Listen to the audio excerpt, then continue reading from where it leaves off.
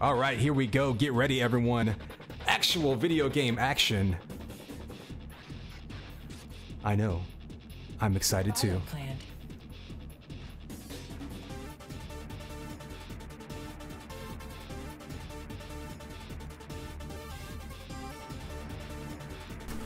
All right, so bot mode versus Cypher. Game starts in 3, 2, Ready, players are ready. Here we go. 3, 2, 1, and it's game time, baby. Connex 5 bringing you diabolical duel action. We got Cypher versus bot mode. Right off the bat, you see bot mode going for that RL. Pretty standard here. Teleporter escape, not gonna. Oh, nice coming right back at him. So baiting him through it. You see the slow field drop. Slow field and shaft gonna be a lethal combination. You're probably gonna see people use that as much for area denial as finishing off kills. It's really kind of got a dual use there. Shaft versus shaft early on, 70 health remaining, so really Cypher looking pretty good there coming out of that one. We're seeing a lot of folks using that melee around that teleporter exit. Keep an eye on that. You can get some quick kills, or at the very least some knockbacks off of it. See Rocket and Pincer trading back and forth, but nothing. Ooh, nothing really happened, but sneaking up on him with the shaft, the follow-up rocket. Cypher looking good here, 2-0 up early, and it looks like the scoreboard might be functioning today, so already big improvements happening in this game. Cypher right now just on a roll, afraid of nothing, under 100 HP, no armor, chasing him out off the spawn, and bot mode makes him pay. Of course, when you got a 100 damage rocket in the game, you got to be careful with your aggression there. Another 100 damage rocket, 2 in a row by bot mode, so Cypher right now really favoring that shaft. Looks like bot mode, I don't know if he's trying to specifically deny it or just kind of keeping an eye on him and trying to ambush him. But Cypher's been making great use of that shaft. Bot mode, meanwhile, mostly favoring the rockets so far. You saw him with the prediction rail. Both players going to be very familiar with the maps at this point.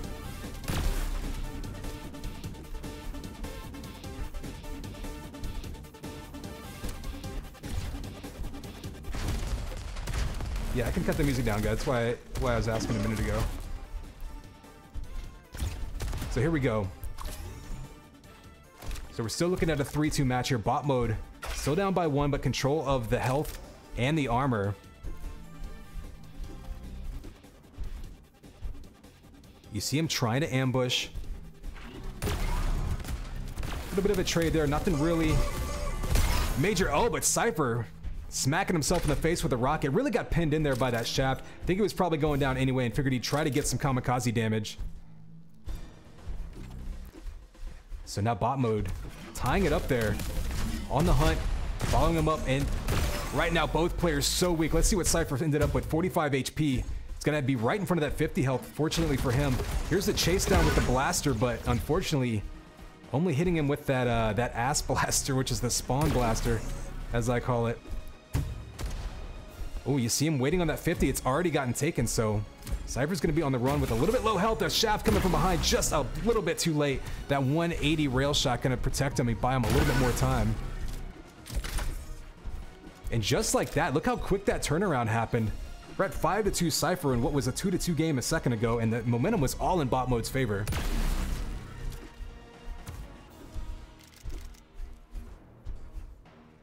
Still plenty of time on the clock, of course. Cypher, you see, hasn't actually been super stacked. These two have been chipping away at each other most of this game. We haven't seen any insane, you know, 150 over 150 stacks. Just bulldozing. Other than Cypher building that quick early lead. Red's popping up soon. Cypher, of course, pulling out that melee, and that's what you're seeing. That melee just to defend himself through that teleporter every time he goes up those stairs. The weapon switch off of that melee also isn't that bad. So people see it and they think it's this huge risk-reward scenario, but it's actually pretty reasonable in this game. And right as I talk about our stacks not being huge, Cypher in great position here. And look at, oh, he dies in the back. Took him down to 8 HP. The momentum took him backwards. He dropped right down and died in the hazard. And we are back to just a 3-point game. With 10 HP, jumps up with the rocket jump, trying to get the mega, goes down. So both players now suddenly taking some big risks and paying for it.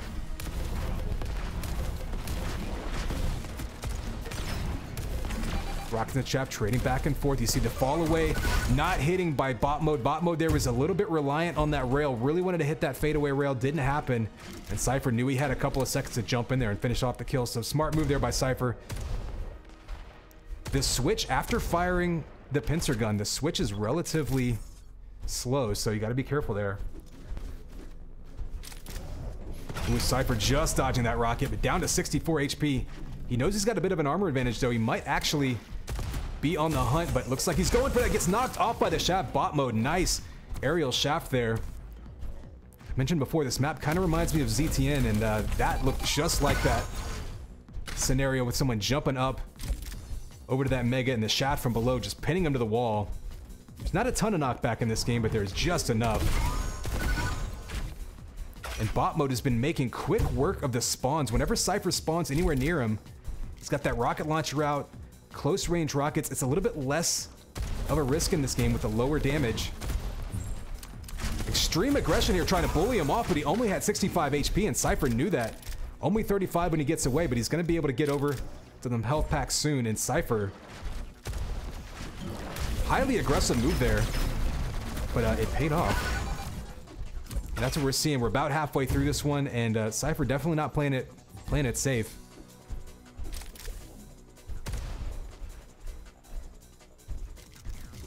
Yeah, it's interesting having multiple people stream. They do have, Twitch has that, what is it, squad mode or whatever, where, you know, multiple people can all join together. Some really interesting things from a production standpoint you can do. If you can imagine having multiple cameras that people can switch through on the fly themselves.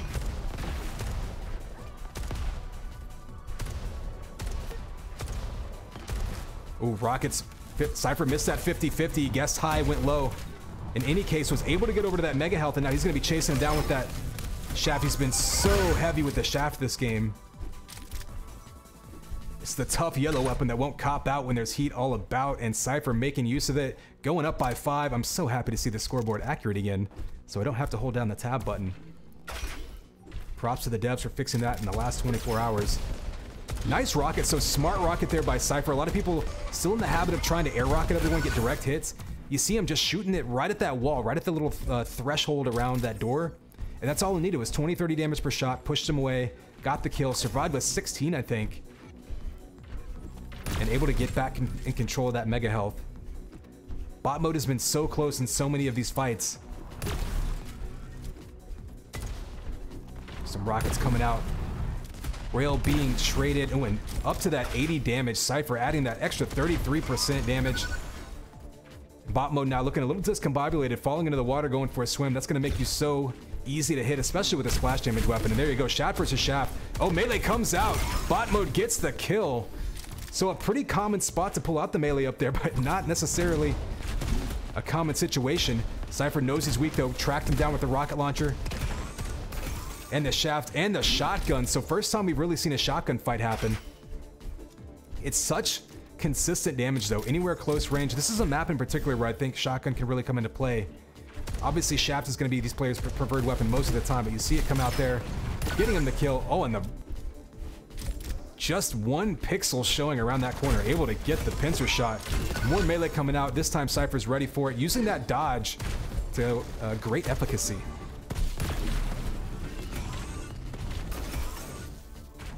Bot mode though, able to finish him off with the rocket, diving down to pick up that corpse health.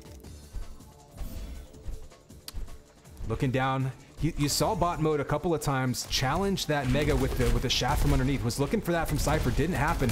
Getting up close with the rocket, you saw that slow come out, and nice patient rocket there. Again, not trying to pluck him out of the sky with direct rockets. These experienced players aren't going to necessarily be going for the high risk, you know, frag video highlight kills every shot. They're going to be going for the most consistent damage, and that one worked out right there. Waits till he hits the ground, pops him in the ankles, finishes him off, and it's up to a 7 frag lead. And now the scoreboard, or excuse me, the time on the scoreboard is going to start being a concern. We're down to 1 minute with a 6 frag lead here. Remember, we do have golden frag rule in effect, but bot mode going to have a tall hill to climb at this point. Nice patience, though. You saw bot mode with the prediction. He's actually been pretty solid with his prediction all game. Cypher's just been a couple steps ahead of him with some of the timings. I think bot mode sometimes a little bit reactive to the red armor and the mega spawns. So credit to Cypher for controlling those. And of course, we've seen those challenges back and forth with the shaft, whether it's underneath the mega jump or en route diving into slow bubbles around that red armor. See another one come out right in that area.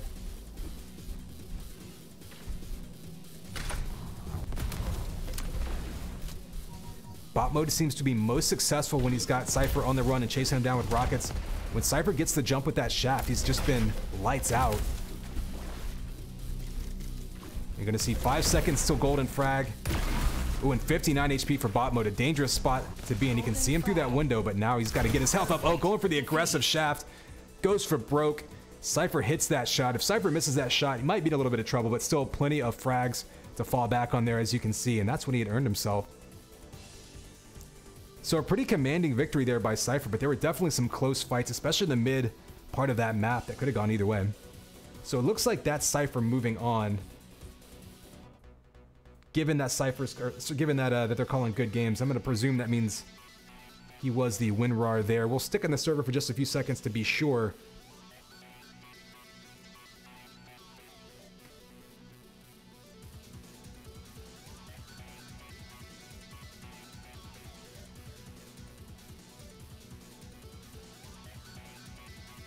Bioplant. Okay, it looks like... So Cypher going to be successful in that endeavor. We're going to hop out and see if we can jump into a next match here quickly. We are in, you can see the bracket there. We're basically in, I guess, round 5. So we'll jump over to that bracket page. Actually, we were just taking a look at the prizes, but we do have the bracket right here, round 5. See, Vigor looks like he moved on. Plague moved on. INS, I guess. We had bot mode versus Cypher. Cypher, of course, moving on. Phaze versus Sparty, casted by Zoot, right as we took the switch over. So we had a couple more going on. Let's see if we can get an idea of what might be happening in these games.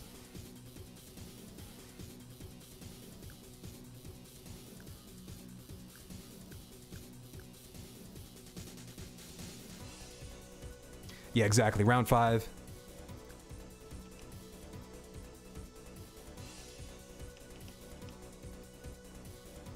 So bear with me with this one while we find another match to jump into. Gotta hop in Discord and see if we can get a key going.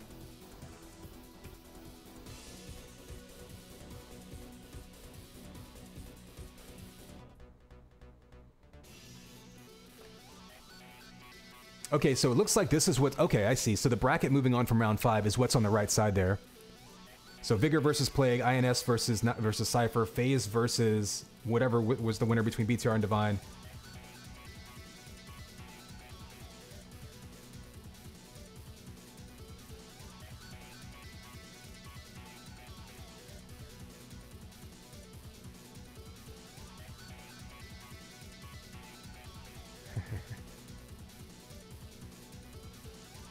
Did we show all of them? Yeah, we can see actually all of them in all of your favorite round 5 matches in one convenient location.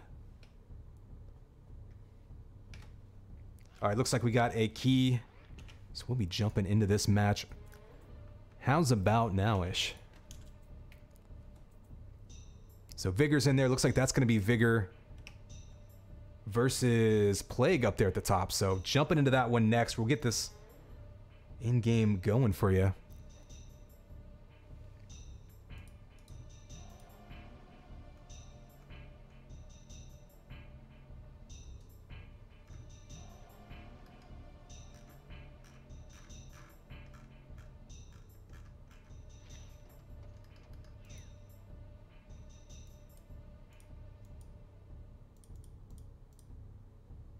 Oh, I see. So you actually have to expand the bracket. Gotcha. So if you're looking at the brackets, you actually have to expand the bracket before you can move on beyond round 5.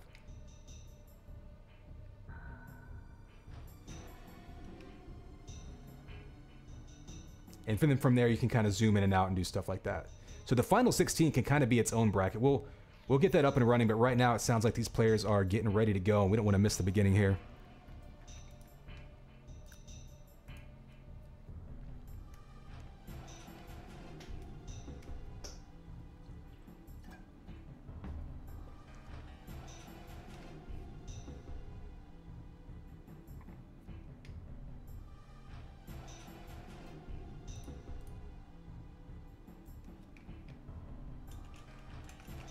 Add people in it? You can't. Okay.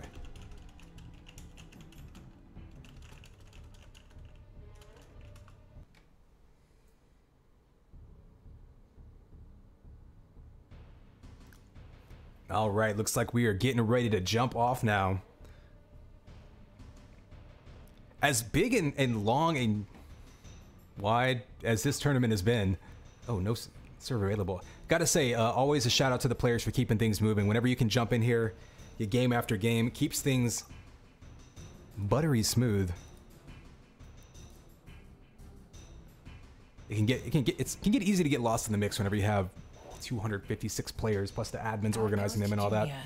So shout out to them for jumping right in here. We will be getting started here shortly. We are, there we go, both players in the server.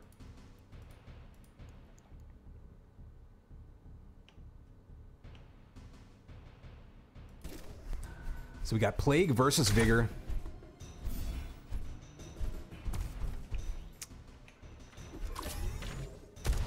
Looks like they're selecting maps in this server, so. I mean, I gotta be honest, I'm not as familiar with the mid-level Quake community. I don't think this is live. This is live. Okay, well here we go. It's game time, baby. Connex 5. Here we got Vigor versus Plague. We're gonna roll through on this map 1. We're watching Plague right now, jumping up to the Super Blaster. And it looks like Vigor grabbing that first Mega Health can give him a bit of an advantage now to try to bully him around the map. Maybe try to hit a couple rails from a distance. Oh, there's that rocket just waiting for him to land. Nice patience there. 81 damage off of it. Nothing too crazy, but he's going to be able to push him off of that bread. And now he's going to be ready to go. It can be as aggressive as he wants to be. Oh, got him trapped in the corner. 200 damage rockets. Finishes him off with another through the smoke. And Vigor off to a quick start here.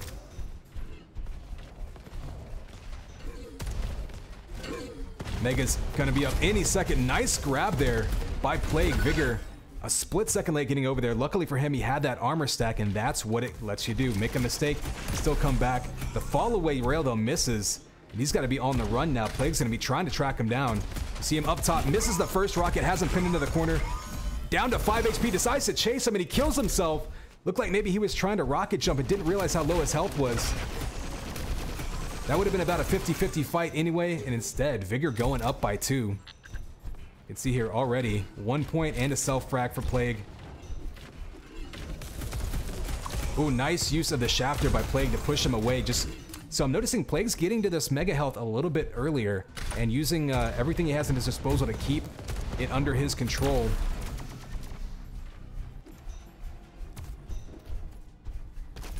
We'll see if Vigor can make an adjustment there. Maybe get there a little bit quicker. That shaft that time just caught him in midair trying to jump to it. Oh, use of the smoke grenades coming down. Both of these players have been highly aggressive with the smoke grenade. A lot of times you'll see players use it to build a little bit of a temporary barrier and kind of escape. Maybe cut off a point. These two have been using it as an opportunity to get in an ambush. So Plague this time all over that health again. He's really been favoring that. Hasn't really had control of the red armor at all, but Mega plus yellow is not a bad way to combat that red armor. And you can see him grabbing that 50, so all the way up to 170 over 150. And again, you see the tactical use of that smoke, not to run away, but this time to create a barrier he can spam through. Oh, a big 100 damage rocket by Plague. Baiting him through the teleporter, doing big damage. Oh, nice mid-air. He just jumped right into his shot there. Dangerous move with the crosshair, just waiting for him. Oh, and a nice rotation there by Plague to get around, take the low ground, and still make his way up around that Mega. Having that health advantage really allowed him to bully him out of there. Nice rocket there, predicting him around that corner, but he's going to have rockets in his face. Oh, survives in the follow-up shot. Plague right now on fire with the comeback. But down to 85 HP and Vigor this time. And there you go. There's the Ninja Vanish with that smoke grenade. Kind of a more, I guess, classic use of it. But very interesting to see players using it in different ways already.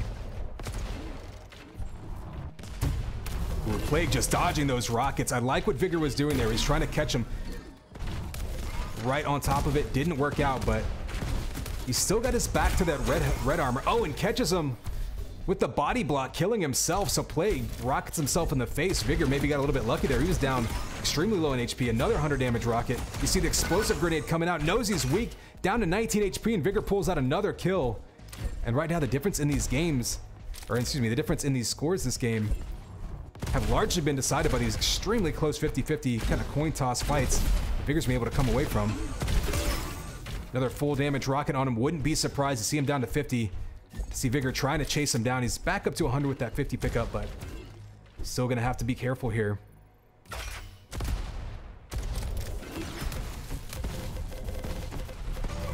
That's actually a good point, Twitch chat noticing.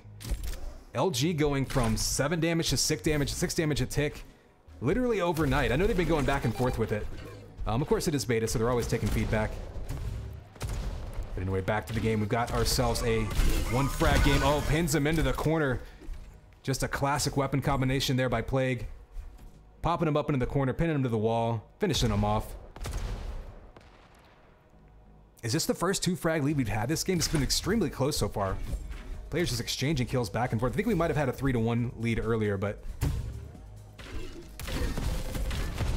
great use of that shaft. Oh, jumping into the wall. That's going to be a tough spot to get out of, but he makes it work. Vigor answers back, and what you saw from Plague there was an extremely risky move, pulling out that pincer rifle, trying to get the finishing blow, but misses it, leaves him hanging.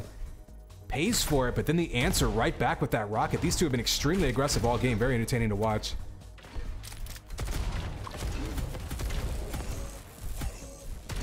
Down to 5 damage, and Vigor chasing him around the corner. Of course, that's a smart move there. Having that 200 HP, the shaft, and knowing his opponent's weak. Knew he could take plenty of damage. Just dives right on there, using that, that movement to get up close. I like that rocket jump right there. Figured he was going to be waiting for him around the corner, and that quick damage, like chat says. Ooh, lower damage per shot, quicker fire rate on the shaft, so Vigor all over that. Mega health's actually popping. Okay, I didn't know if he saw that. Could have been a real big misstep, but instead he does go back and grab it. Takes a little bit of damage, but in this case, nothing too scary, and you can tell scoreboard up there giving you a very close game.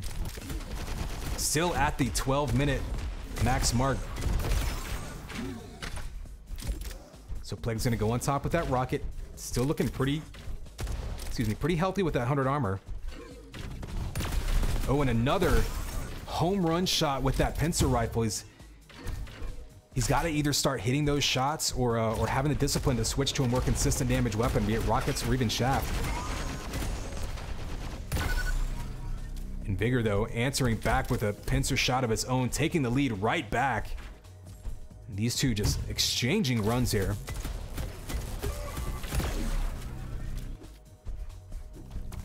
So both players taking a ton of damage right now. On the run, you see 60 for Vigor, 64, a little bit of armor for Plague. There's some armor for Vigor. It looks like the, ooh, a little bit of damage from the back, but nothing too crazy. We're gonna see a big fight over the red armor here, I think. There we go, this is a drop in. Vigor down below, caught out of position there. Got there way too early, and Plague makes him pay for it, but takes some damage in the process. But yeah, high ground is so vicious in this game. You don't really have the ability to hit people around corners when they're up above you, so they can dictate the flow of combat so effectively. Interesting move there by Plague. So he actually throws the smoke and then just spams rockets into it. Just kind of disorienting his opponent. Still has plenty of armor here. Doesn't necessarily need to die over a red armor right now. Well, he grabs it anyway, able to scare him away. Misses the rocket, but waiting for the teleporter. Chase down doesn't happen. Probably a smart move by Vigor. Let's go see what Vigor's looking like. Just now getting that 75, so it's actually probably a smart move. Rather than chasing down 100 armor stack off that red, goes and shores himself up.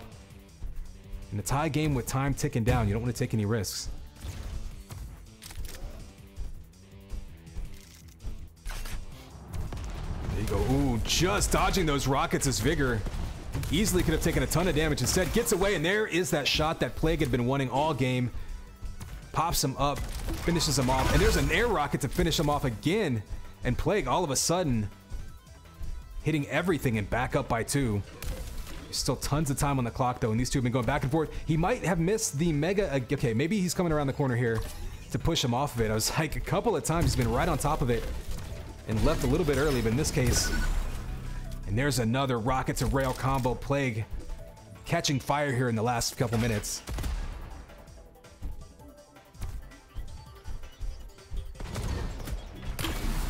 Oh, another one.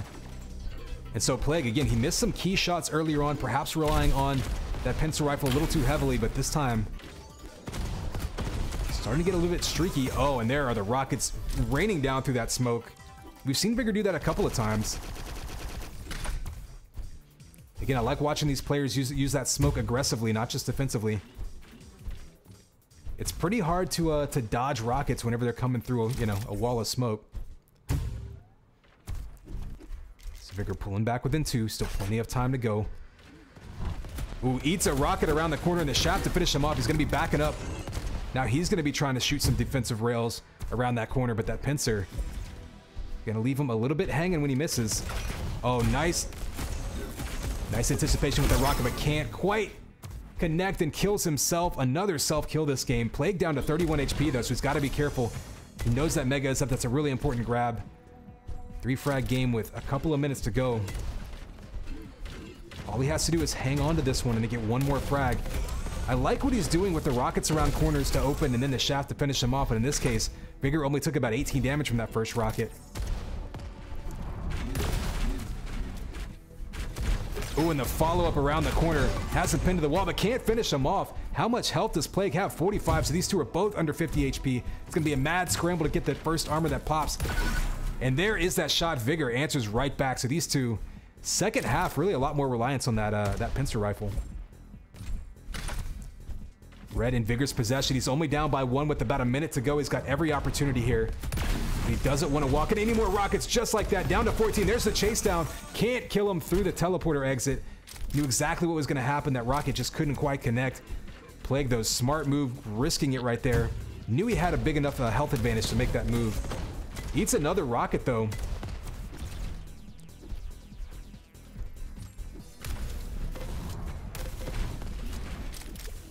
So Plague with a 2-frag lead here, running low on time. You see them not even necessarily pushing super hard on any of these power-ups. Basically just wants to regroup. If he's going to lose a frag, he wants to at least do some damage in the meantime.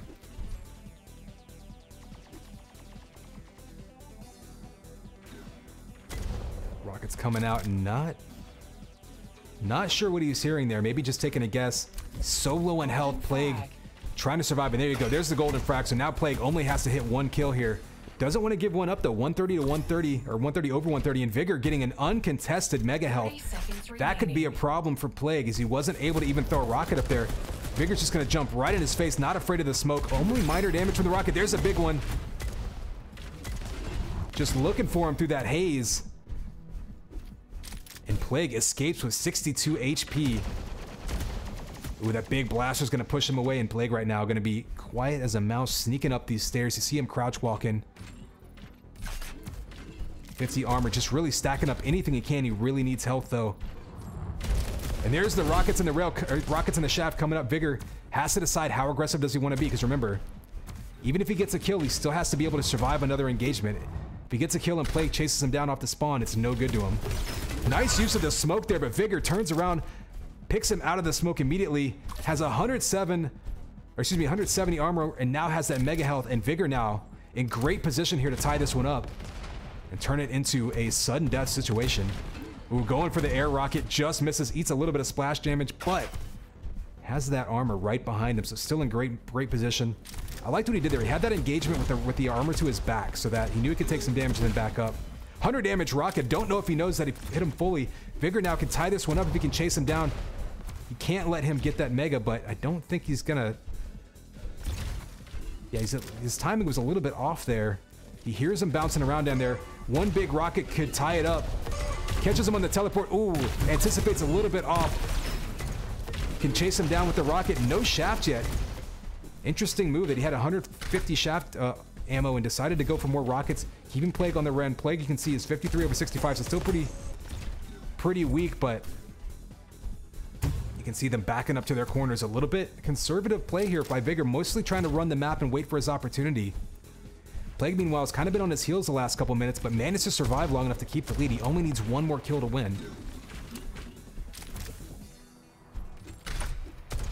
And there's that red armor. Vigor really took over this map whenever he started taking control of that red. And he's caught Plague a couple times going up that jump pad to the Mega Health, so Plague backing off this time, not going to do it.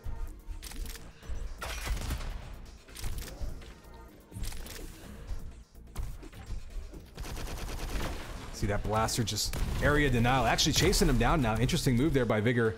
Wasn't expecting him to begin the engagement with that blaster. Misses his rocket jump, but that's not going to really cost him because Plague is still just kind of sneaking around, trying to build up some semblance of a stack here. I think he took damage from that smoke grenade. Like, everything is just hitting him right now. But smart move. Oh, knocking him off of the Mega. He can hit another big shot. He might actually be able to finish this one off. There's the follow-up pincer. He might be able to turn the corner and change the tide of this one. Eats a rocket, though. He might not want to engage here. He's going to be stuck, pinned in. He's got rockets versus shaft, and there it is. Vigor tying it back up, staying alive in this one. Tying it back up, but there's the rocket answer. And Plague able to hold on, coming back off the spawn. And that's great awareness there by Plague. Didn't let the nerves get the best of him. He allowed Vigor to kind of take back control of that red armor, come back. Look at the total damage done between these two. That's as high as I've seen in a while. But coming back off the spawn, locating his opponent, getting that perfectly placed rocket to end it instantly. So wow, a nail biter there. Essentially 3 minutes of what you might call overtime, I suppose. Sudden death.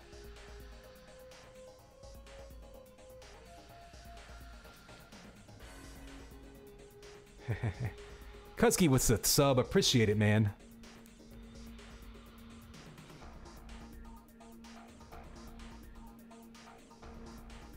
Frontier. All right, we are on map 2 here. Plague able to hold on to that one. I honestly thought Plague was going to run away with it about 3/4 of the way through. The last couple minutes when Vigor really took control of that red, turned it around, he started hitting the shots that Plague stopped hitting. All players are ready. Here we go. 3, 2, 1. And it's game time, baby. Connex 5 bringing you Vigor versus Plague. We were in our Juke duel tournament. Round of 16, I believe. We've been playing for a while. Just saw an absolute nail biter with Plague just holding on. This time Vigor jumps out to the lead early, but down to 63 HP, 53 now.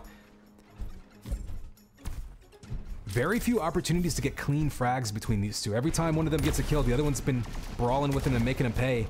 A lot of follow-up kills off the spawn. Ooh, the lined up pincer kill, or pincer shot. Unfortunately, can't get the kill, and Plague stands in there, grabbing that red armor. That was a great awareness in there to stand in there.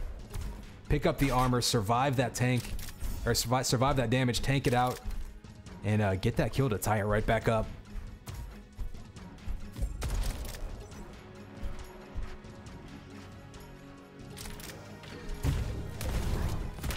Oh, you see the slow up there. If nothing else, that slow is going to force people around the corner, and there's the first real use of the shoddy this map. So what you notice is he got down to 11 ammo with that rail, or excuse me, with that shaft. Able to pull out the shoddy, keeping his inventory in mind, and nice, hitting 3 shots in a row with that pincer rifle. Plague is on fire right now. However, we did see last map that he can be a little bit streaky, and if he starts missing 3 or 4 of those shots in a row, taking those big risk engagements with it, trying to finish him off, if he misses, things can go the other way, because Vigor's been able to finish him off with rockets and shaft, and even hit some key rail shots of his own last map.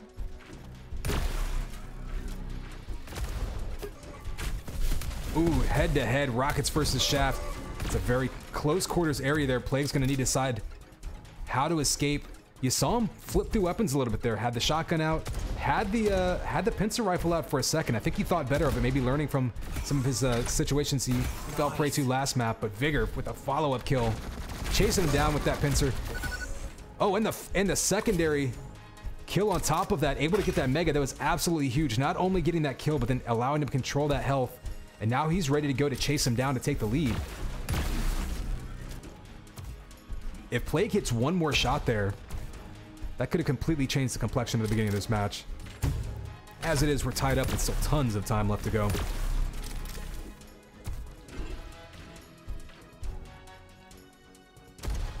See Vigor sneaking quietly through mid. Finally going to get some health under him. Still plenty of armor, but anticipate a fight. Never mind. He's anticipating a fight that didn't happen. Plague may be a little bit off his timing there. We saw a couple of desyncs on the Mega Health last map, kind of around the middle of the map. Right now, Vigor just getting uncontested power-ups all over the map. I'm curious if Plague is building a stack of his own. Not exactly. He's kind of been taking damage left, right, and center and just trying to survive. There is that yellow armor, going to allow him to stand in here a little bit and maybe bait him into some rockets. Ooh, misses the big one.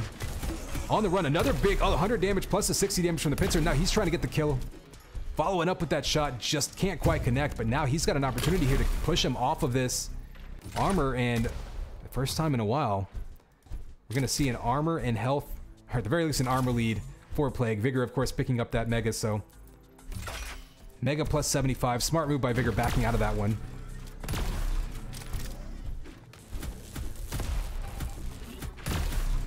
Ooh, shots coming out to the side. Vigor on the run, less than 100 health, no armor. This could be Plague's opportunity to try to take the lead back, and he does with the shoddy finisher. Shotgun is hit scan. He picked up that slow ball, so keep that in mind. He doesn't have much ammo for that shaft, but he does trap him in there. It looks like he's only going to have that rocket launcher to work with. Pops him into the air. The shoddy finisher doesn't do the trick, but that's something I expect to see a little bit more in this game. Nice timed pincer shot right there. Knew exactly where it was headed.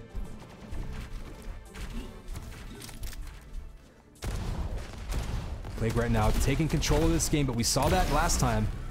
Hitting multiple pincer shots in a row, tracking him down, chasing him down off the spawn, up by 3. This is actually looking a lot like last map. They were back and forth early on. Plague able to take a little bit of a lead, just hitting some shots. But Vigor was able to regroup last time. He was able to take control of that big health.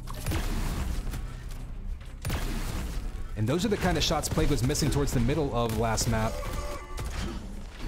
Or towards the end, rather, that allowed Vigor to fight his way back in after Plague took a big lead middle.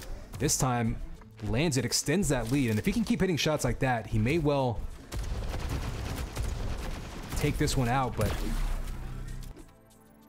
there's another red armor for him, and right now Plague controlling the map. Let's see what Vigor's seeing from his perspective. 100 damage rocket, so that's a big opportunity to fight back or at least push him away, but not able to get either of those power-ups under his control, and that's going to be a problem. If you can keep hitting rockets, he'll definitely force Plague to make some decisions here, though. The slow bubble coming down on the armor, not really going to deter Vigor because he knows he hit some damage on him. He's 65 over 100. He only 58 damage, or only 58 health rather for Plague. There is that key shot, that fall away pincer. Vigor now on the run with 1 HP. Only 5 for Plague. These two backing away with, I mean, a sneeze would have killed any of them. Any tick of damage. There's a little bit of splash damage, but that big health is going to spawn right now, and Plague gets it pretty cleanly there. It's going to put him in great position to grab this red as well, and after being down to 5 HP, Plague is right back up and healthy. Nice bait rockets there by Vigor, but Plague able to stand in there, take him out with that shoddy, and continue on. So you can see 8-3 right there. About halfway through this one, depending on, what happens with the score. Oh, easy shot there by Plague, so comes up a little bit empty, gonna give up that area. Ooh, actually gives up the health right there. So Plague with a bit of a mistake, had his timing off, allows Vigor to take control, and look at Vigor, 134 over 88. This is the best opportunity he's had to come back in a while. We saw what he did last map, forcing a golden frag of his own, basically sudden death, and almost coming back to win it. Map is in his control, so what does he do with it? He's got 5 frags to churn out. Oh, diving into shaft. Tough situation. He knows he has to be aggressive, though, and that armor able to save him. And now he's got control of the yellow as well, so every power-up in his control. He knows he can push Plague around with that shaft. Oh, and the rocket to rocket. Double kill. Scorched Earth scenario, and we're going to be racing now. That 50 health is right behind him. He decides to go down the jump pad, maybe looking for that mega health. Neither player can hit a shot right now. 50 HP bubble is going to allow Vigor to challenge that mega if he wants. It's a little bit late to it, though. But here we go. Red armor up. So a pretty exciting trade there, but at the end of it, Vigor's coming away at 100 over 100. Plague pretty much the same way, so not a lot happening there. That said, Plague is perfectly happy to tick down this clock with that lead. Remember, he did come back in map 1, so he can move on the single elimination tournament. He can just survive, and another shot coming out there. We've seen him rely on that shotty a lot more this game. I think running out of that shaft ammo a little bit more. Nice slow bubble there. Maybe a little bit defensive. No, he's going to go on the attack with it. Gotta watch out. Can't let him grab that 50 health bubble. That's going to allow another rocket to rain down. Plague going to have to run away. Can't finish that one off. Down to 32 HP is Vigor. We're going to look at his perspective because he is going to be keeping an eye on that clock. He grabs that red, just hoping to land some blaster. Able to get the kill with survives with 22 HP. He's got to be careful. There's the spawn right in front of him. Doesn't want to let him answer back with a blaster shot of his own, but look at that 15 damage piling up. Plague, though, gets that mega health. So Vigor did tons of damage there, but not able to finish it off.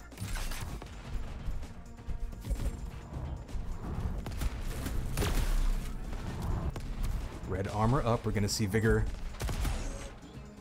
really looking for health at this point. Doesn't want to give up any more kills here as time is running low.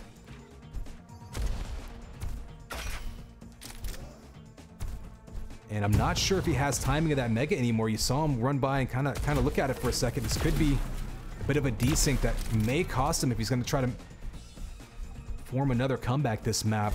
Plague right now is looking extremely healthy. Looking like he might be happy to run this map. He's got that slow field.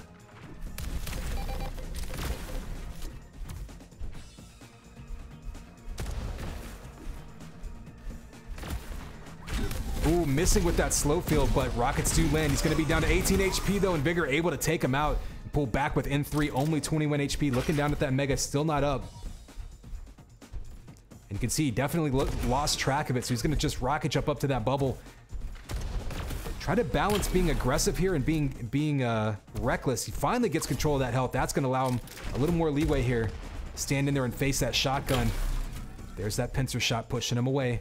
Plague's going to be on the run. Time's ticking down, but of course we're going to be in a golden frag scenario. And Vigor's going to be in pretty good shape here. We saw this situation last map. He was able to come back. The Plague held on at the end there. Can he do it again? The 180 rocket no scope doesn't hit. Catches him down at the bottom of that teleport. Doesn't chase him through. But we didn't see the mega up. Now you're going to see Plague with really great opportunity to finish this one off here. It's going to be about 30 seconds left, and he's got Vigor on the run. Probably going to try to track him down if he can. Might go all in on this red. He does. One more kill, and now we're in golden frag, so kills him just in time. Now he can chase him down. Not to spawn 2 pincer shots in a row, and that'll do it.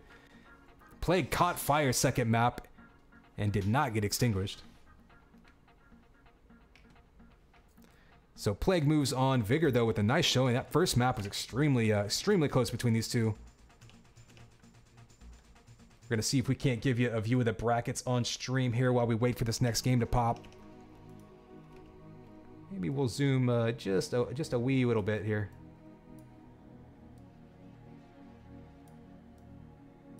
Zoom and slide, and zoom and slide. Slide to the left. Slide my face to the right. Everybody clap your hands. All right, so we saw Plague moving on there. INS versus Cypher happening. Phaze versus BTR. Vigilante versus Buxer.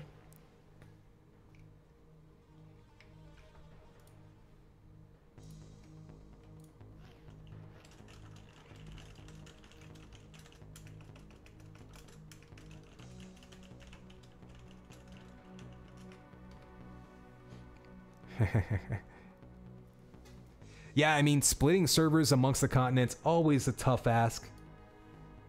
There's been talk in Discord about it too for you guys who aren't in their Discord channel. Talk about handling that in the future, you know, splitting, maybe having different brackets, etc.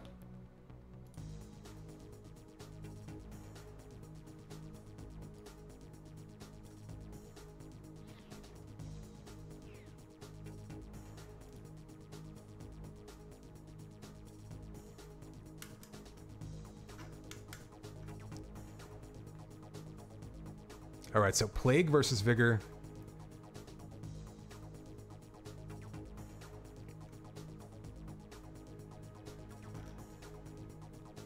Just saw that one. I think we're waiting on results for these others. We're gonna wait for those to be reported. Of course, can't jump into a game in progress. I presume that's something they're working on, but we got what we got right now. So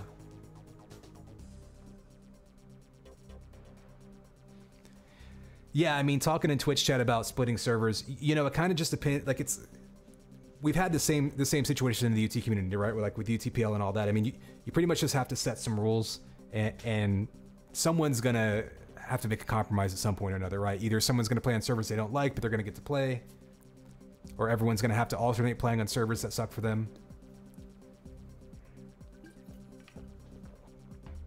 Such is internet. On the plus side, I mean, I can remember back in the late 90s, early 2000s, the concept of a North American player playing with a European player, it wasn't that it never happened, but it was almost like a sideshow. It was like, okay, so someone's gonna have 200 ping, someone's gonna have 60 ping, and back when like that was good, right? So the fact that we can even have reasonably competitive matches in games these days says a lot for both development, netcode. Of course, in some places, internet infrastructure has improved. Whether that's happened here is debatable.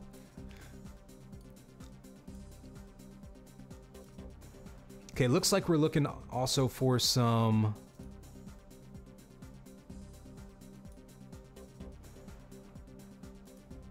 of these other matches to finish. So yeah, we're just gonna keep you on this bracket page. This bracket page showing up well for everyone. Are these lights flickering for you guys in the background?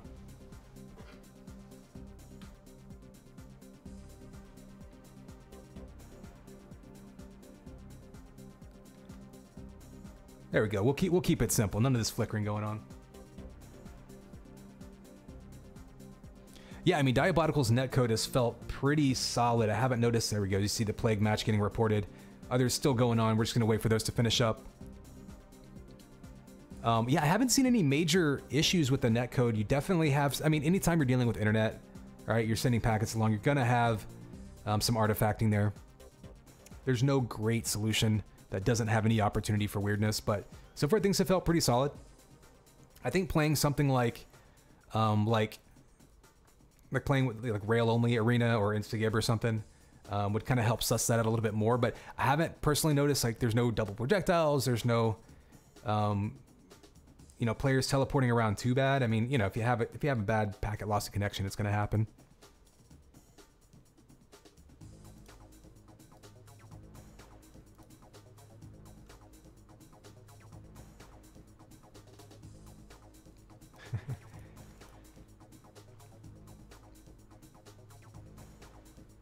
Yeah, I mean, I think having multiple data centers is good too. They definitely didn't cheap out on those. So yeah, positive experiences with the netcode so far.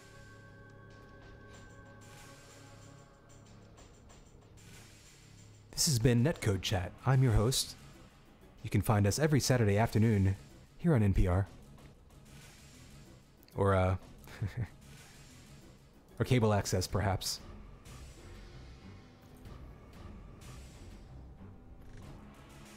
Oh man, don't remind me the days of client side. I remember playing instagib 0 ping, the original UT with the client side hit detection. Don't get me wrong, I get the idea. It made it much, not having to lead your shots made it feel much more directly connected to your, what was happening. But man, I'm telling you, when you would be clear around a corner and somebody would hit you from well around the corner because they had like 140 ping, it just tilted you so easily. Like, I thought I was clear, I thought I was safe.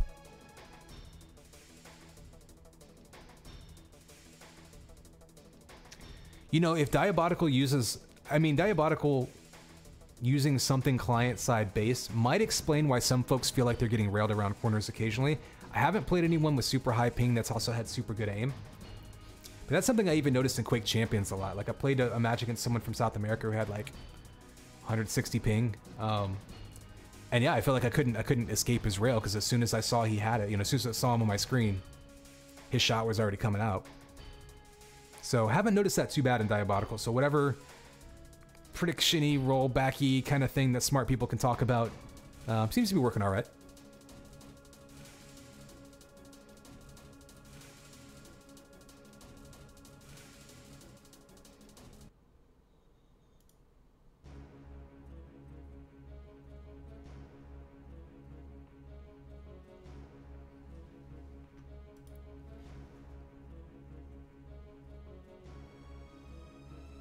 I mean, there's a lot, like, it's also not just, I think there's a lot of blurred lines with, again, as someone who has just read articles and forum posts, I feel like there's a lot of blurred lines when it comes to netcode too these days.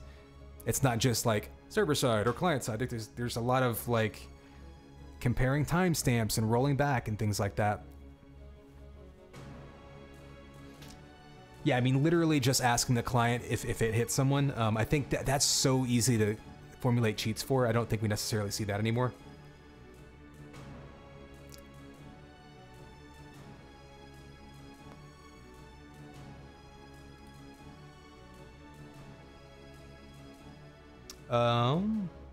Has there been an update to the prize pool? I'm seeing chatter in the discords. I'm not sure if that's maybe for tomorrow.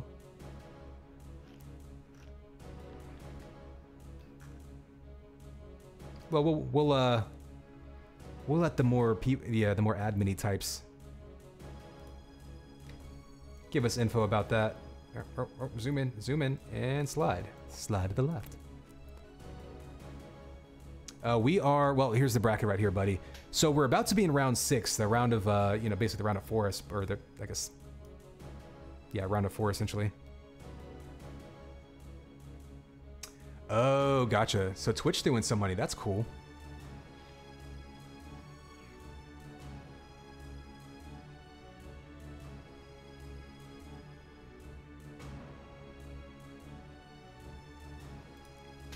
Okay, looks like Phaze's match did get reported here. So these matches are coming in. Of course, we still have to wait for the other two to report so that we'll know who we actually want to follow. So you're going to have Plague versus winner of INS.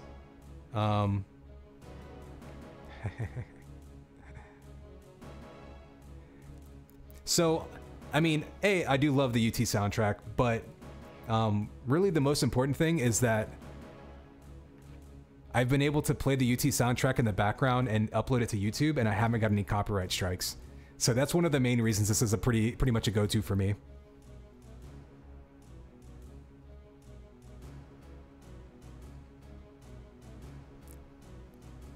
Yeah, this is a nice, like, dramatic, you know, epic, no pun intended, one, but we've got those trance, you know, the trancey stuff later.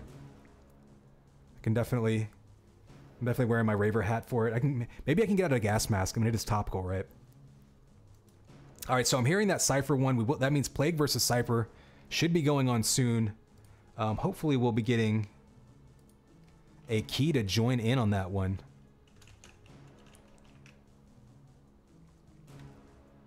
I actually really like the original Unreal soundtrack as well, but it's much more like flowy and orchestral and very like cinematic, right? Kind of makes you think of like big vistas and like dramatic, you know, views and things like that, but not so much exciting whenever you're like really trying to amp people up.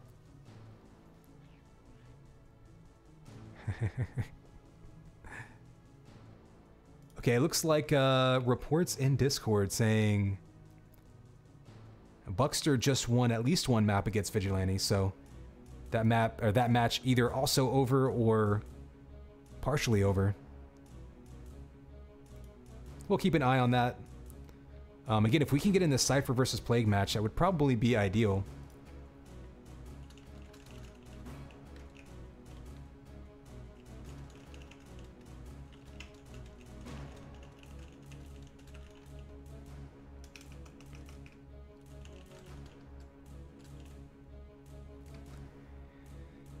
I mean, if we're being real,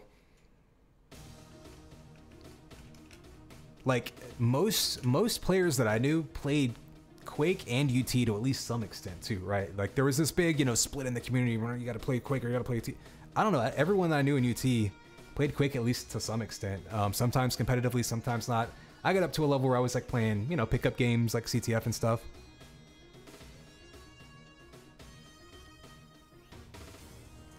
So I mean, to say that they're, you know, you're kind of like, the two games kind of have more in common than different as far as in the grand scheme of things, especially when you had things like your Counter-Strikes and your Battlefields and your, you know, your Arma 2s and all of that other business, especially now you got Battle Royales going on.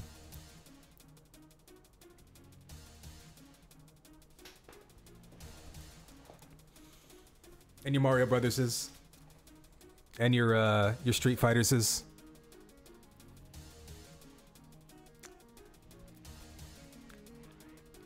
Yeah, Soap, I mean, you know, you can get into that, the tribalism with really any kind of fandom, right? And to some extent, I understand it. And to some extent, it's fun, right? I mean, we did a UT players-oriented Quake Duel Cup last night. When UT 2003 came out, they Cash, no, was it Cash.net? I think it was Cash.net. Somebody did a two separate duel tournaments, one for UT players and one for Quake 3 players. So you had guys like Daler jumping in there, you know, jumping around analysts, trying to get used to wall dodging and dodge jumping instead of strafe jumping, and trying to get used to using, you know, shot combos instead of rockets to engage. And it was actually really interesting to see players move, like high-level players move back and forth between the two. Of course, we have guys like Killing, who I saw in Twitch earlier, in Twitch chat there, and Reflex. Those two were in our finals last night in our Duel Cup, who have made the move kind of the other direction from a UT background to a Quake background. Always interesting to see how players bring one philosophy to another game.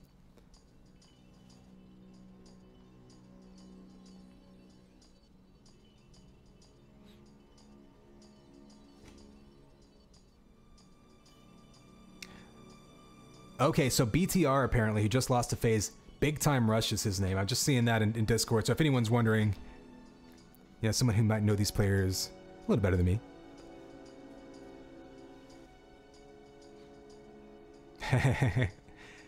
That's a good point. Yeah, if you want to redirect the redirect the arguments between UT and Quake, just bring up Battle Royale. The enemy of my enemy is my friend, or something like that.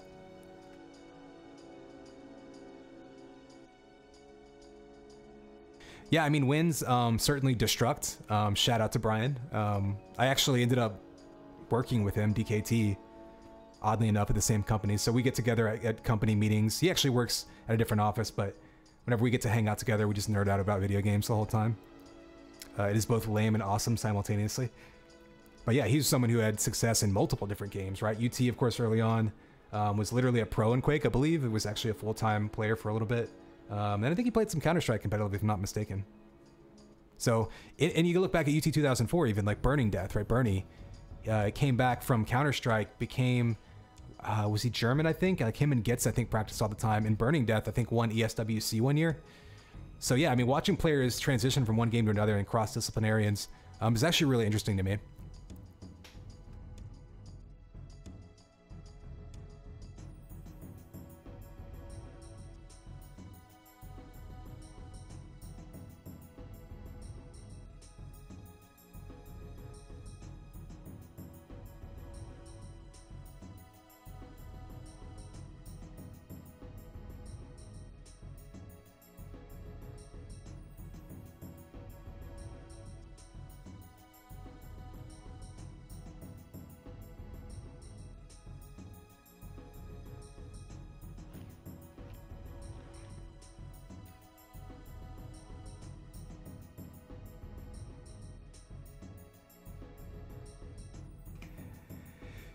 You know, to be fair, yeah, I mean, there is something to be said for finding a game that you're good at without having to dedicate your life to it and winning a little bit of quick money. I'm not saying I've ever done that multiple times, but all I'm saying is my last PC was won in 2010, was it? 2009 or something? Destructoid hosted an Unreal Tournament duel tournament. I told Nobody about it. Came in, beat all the randos, had no idea what the prize pool would be.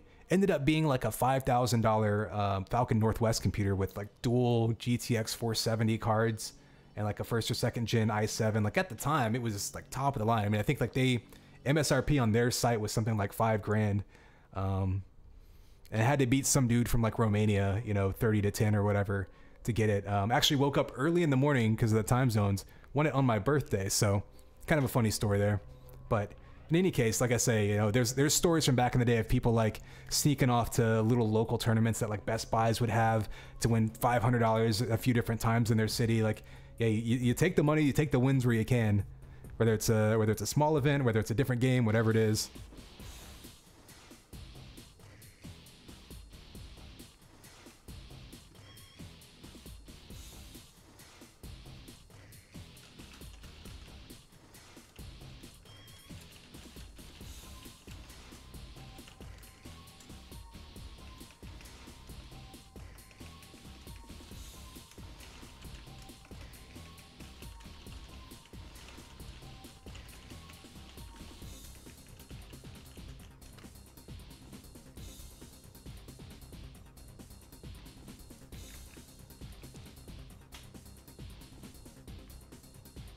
Okay, it looks like they might be doing some rearranging of things, like some players. I think maybe someone had to drop out or something, so keeping an eye on that. In the meantime, we're just hanging out, so grab some water, use the bathroom if you needs to. We can play with lights.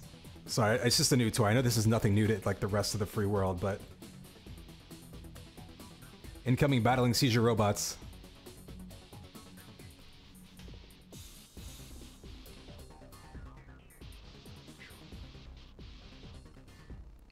Yeah, I can't speak to the actual rules of this tournament, but yeah, there's definitely been some concern over servers being used, and that's, I mean, that's, you know, par for the course whenever you have an international tournament.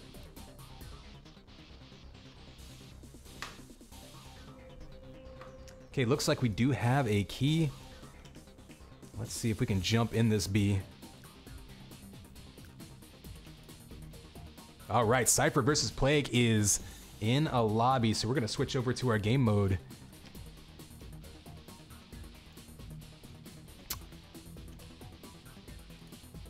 And also joining us, by the way, is Fish Sticks. What's up, man? Hello, hello. All right, sorry about that.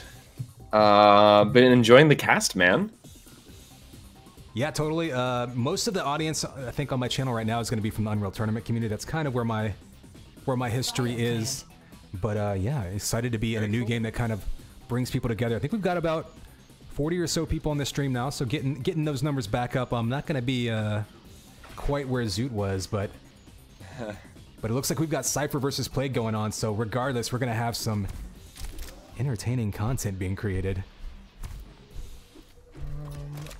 Let's see. I would like to join up on the game. It hasn't started yet. Yep, it's actually live right now, and here we go. Oh, did I miss it out? Yeah, oh, no. Plague versus Cypher. They jumped right in and got started, so we'll be bringing you the first map here. You can take the cast away then. Ooh, slow ball early on by Plague, trying to catch him. Plague still relying on that pincer rifle heavily to try to do some damage. Last match, we saw that come in handy, but occasionally bite him whenever he missed out. That time missing the shot, Cypher finishing him off. Cypher, what we saw last time, really a fan of the rocket to shaft combinations there. You see him, of course, pulling out that melee. I would love to see him get a melee kill coming up that staircase. But I think you're going to see a tale of two styles in this game. Oh, huge damage there by that shaft. All he has to do is cut him off now. He knows he's got him weak. See them peering at each other, locking eyes romantically through that red window. And Cypher now completely stacked, has every opportunity now to get in his grill and start a fight. Kind of just, you see the anticipatory rail shots there, just basically guessing at that point. Nothing to lose there. Oh, we heard him coming around the corner. So Cypher right now, I can tell from his movement, he's doing a lot of listening in, like really listening for those footsteps, trying to anticipate his movement, trying to get him here with that, with the shaft. It gets him just in the nick of time. That armor right back into him, and you can see Plague over here able to get that 90 armor stack back. In his face with rockets, however, I don't think Cypher's going to be as weak as he maybe hopes he is. Aiming for that pincer shot, coming up short a couple times, and you know, Plague was able to do great work with that in the last map whenever he could hit, but he was coming up a little bit streaky. Cypher's too experienced to not make him pay for that. So Cypher up 3-0 early. But we're still plenty of time to come back with a big 100 damage rocket. And right now, Cypher's going to be on the hunt, looking to just extend this lead. Nice job there, pinning him into the corner and then finishing him off with the easy pincer kill.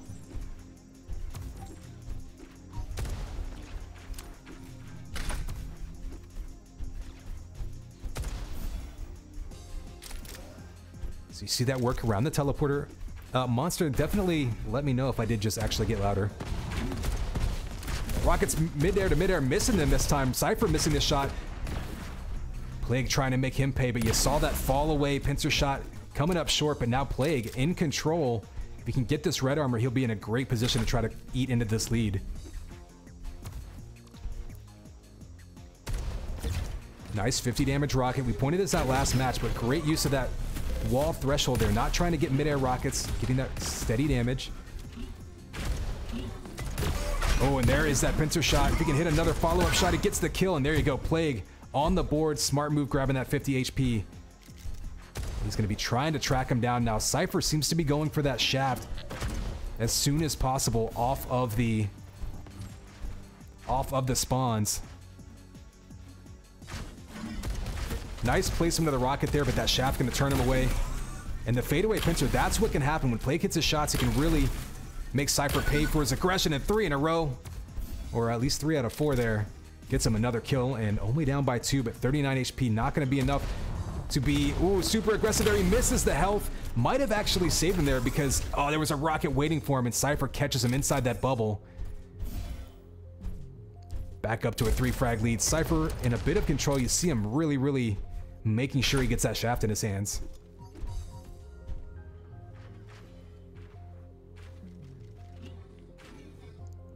You can hear those footsteps. You hear that bot just bouncing around.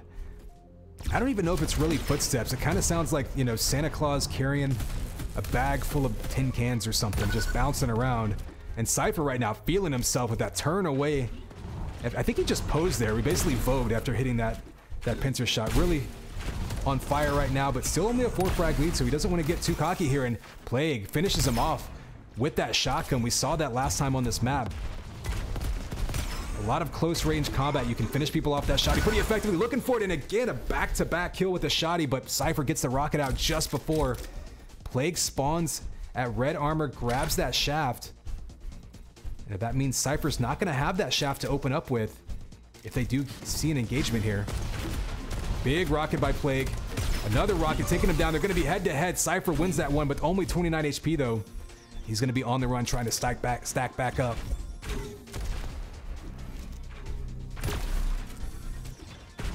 It's a big pincer shot there. A little bit of a rocket, but he's not going to catch him peeking. Ooh, so desperate for that yellow, and that was a bit of a risky move.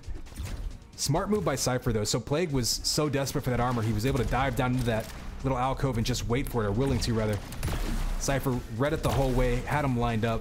Tough situation there for Plague, but as it is, still about 5 minutes to go, so plenty of time left.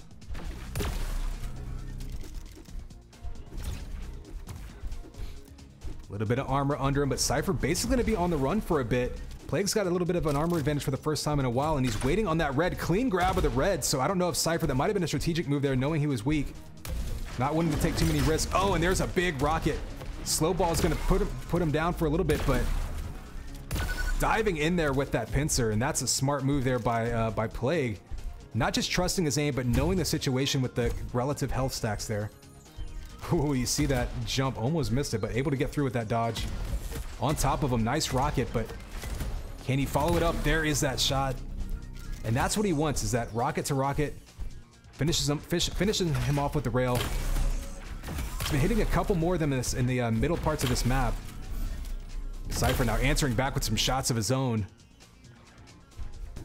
Both players one shot away from death. Who's going to get the chance to finish him off? It looks like Cypher, oh, gets smacked down by Plague, jumping to that Mega. That could be a big turning point in this one. It's down 6-3 with plenty of time to go.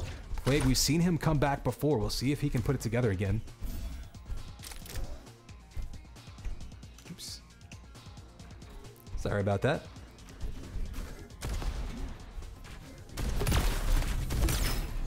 Ooh, mid-air rocket has him in the slow bubble, pinned up against the wall. Plucks him out of the sky like he's playing Duck Hunt. We're down to a 127 stack for him. He's going to be aggressive in his face. Shaft versus Shaft. You like Cypher's odds here. And I think Plague liked his odds as well and decided to back away. Not before doing significant damage, though. You can see Cypher down to 35 HP, but he stacks back up so quickly. Pretty much dead even between these two. One more shot's going to take him out. Oh, Plague misses it. That was actually a relatively easy shot after all of the crazy Twitch shots he's been hitting. He's going to kick himself for missing that one. Ooh, running out of ammo, has to switch off, and Cypher makes him pay.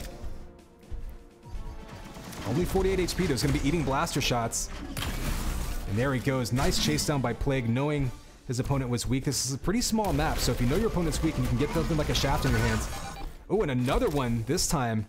Just a head-to-head battle, and Plague standing in there, taking another frag off the board, only down by one with a few minutes to go.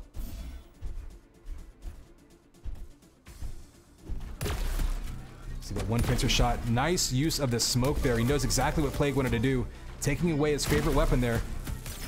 Now it's going to be the chase down through the smoke. Who's going to get the shot off? That's going to be Cypher, but only 29 HP.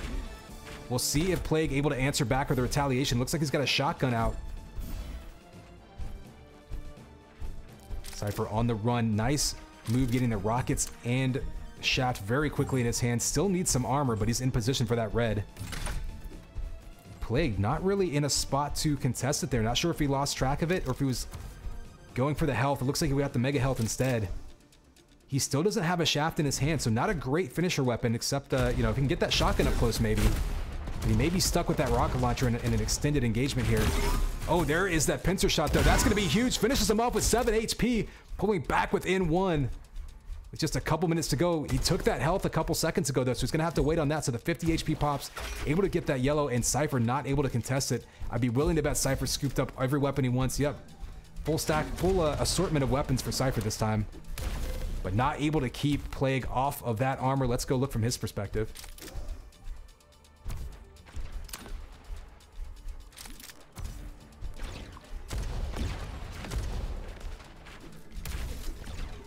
That bubble going to turn him away just a little bit. And Plague right now, a little bit defensive mode. He really needs that red, and no contest there. It looks like maybe they traded again. Cypher, yep, looks like he grabbed the Mega. So last time they went the opposite route. This time they're kind of just playing ring around the rosy with the power-ups.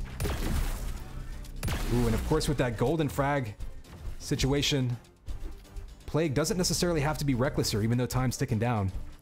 He can pick his spots, try to come out with an advantage, take that lead before moving on. Ooh, 6 health left. Pulls out the Shaft. Can't finish him off. Cypher there.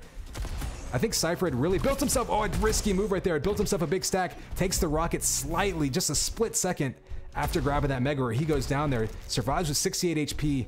Let's check out Plague, who's got a little bit more armor. Don't know if he knows how weak Cypher is, so he'd probably be chasing him down with that Shaft. You don't hear much noise being made by Cypher right now. Ooh, there's a couple quick rockets. Cypher answers back, and Plague has to decide now. How aggressive does he want to be? Only down 2. No stranger to extended. Ooh, there's a big rocket, but only 64 damage. Was hoping for 100 there. Waiting for that pincer shot to finish things off, and Cypher instead finishes him off underneath, going up by 3, and that could be a really key frag there to extend that lead right before we get into Golden Fragtory, but instead... Ooh, that was a close fight there, but instead we see the golden frag happening right now after that kill by Cypher.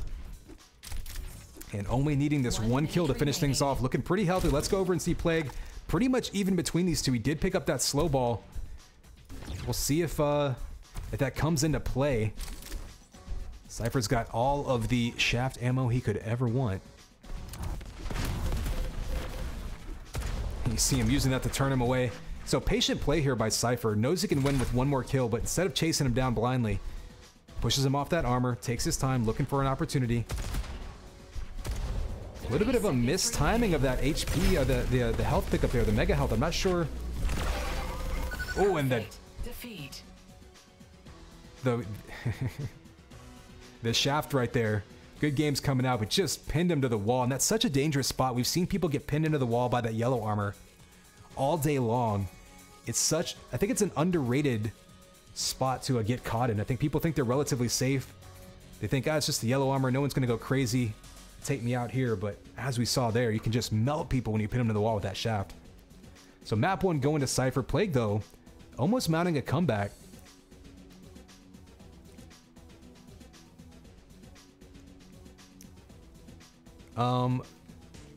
Fish sticks, that is a good question. I'm not sure what happens if you're in a lobby and the map changes.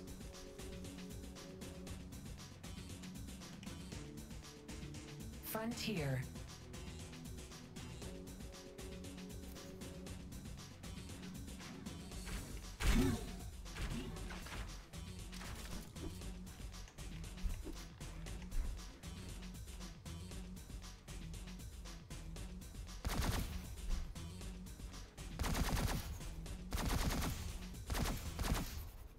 Not sure what Plague is asking.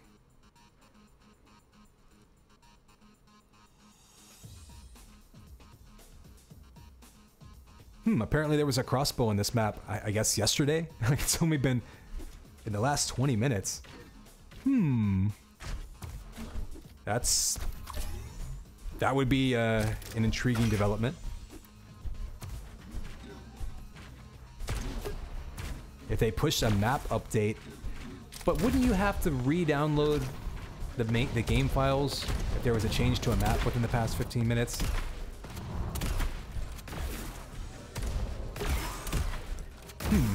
Game starts in 3. Well, here we go. Players are ready. Here's the countdown. 3, 2, 1. And it's game time, baby. Connex 5 bring you Plague versus Cypher here. The later stages of this Diabotical Duel tournament. Cypher off to a quick start here, grabbing yellow and mega health.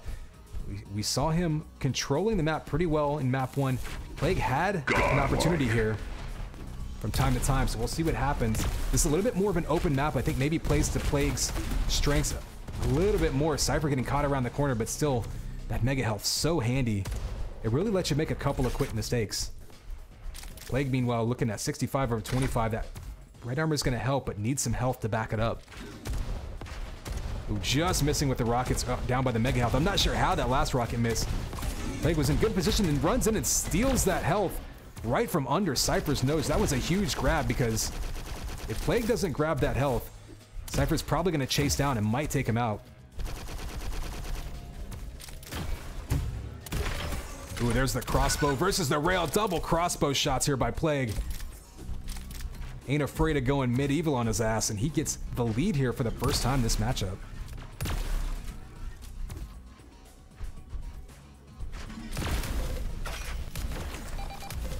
Ooh, and there's that shaft around that corner. We saw it so huge on the last map. Slow bubble, but looks like maybe a little bit of mistiming of that health, because Cypher's already got this mega health.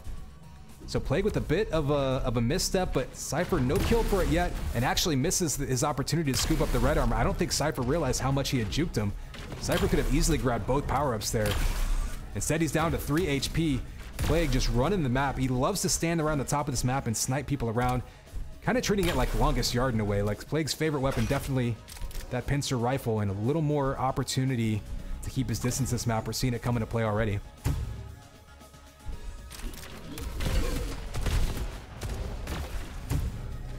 Ooh, and there is that mid-air 2 in a row. Can he hit a third to get the kill? And Plague is on fire right now.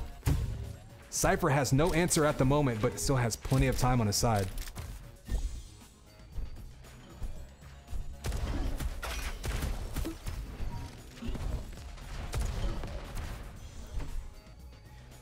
You see the bait around that corner. It looks like Cypher picked up that mega health again. We're going to switch over to his perspective. Down to 4 HP, kills him with the shaft.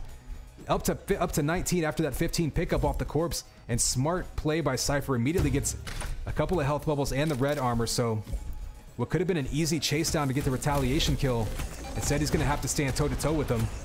Cypher already eyeing that bubble. You saw him just looking at the health pickup, but instead, pinned in the wall. Plague with the heads-up move, getting that kill right back. But doesn't want to, get too close.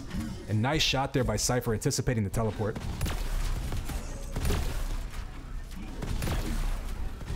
So Cypher on the run here, down to 26 HP, but no chase down by Plague. Maybe opting to back up and grab that Mega. Yep, exactly that. Nice prediction rocket there by Plague. The follow-up crossbow, I have to say, I think Plague's looking a little bit better with the crossbow than even with the rail. Plague is all over that, but Cypher answers right back with a shot of his own, and Cypher's been getting away from these fights with so low health. He's under 50 HP again. How many times have we seen that happen in this matchup? Cypher for his side, perfectly happy to stick to the classic pincer rifle. No crossbows for him, and I think that might be the first Mega we've seen him take. That's going to allow him to bully him off of that armor. Kind of interesting, though, to see him stand in there so heavily for that blue armor and perhaps give up positioning on the yellow.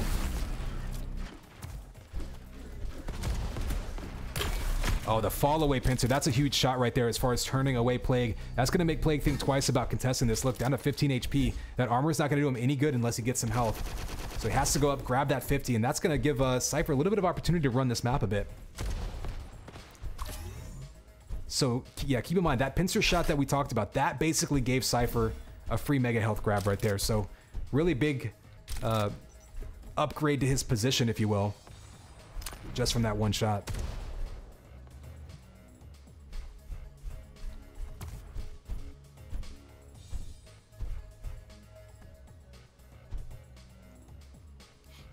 Cypher being super sneaky. You see him crouch walking. He actually picks up ammo. Kind of surprised by that. Maybe he was trying to bait him. But he's got that Mega spawning any second, shaft to shaft. Ooh, he decides to pull out the rocket launcher. Interesting. Wasn't expecting that out of Cypher. He's been so shaft heavy so far.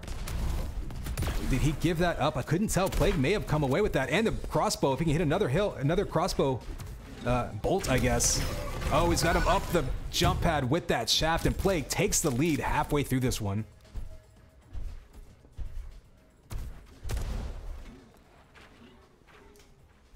So Plague right now just running the top of that map.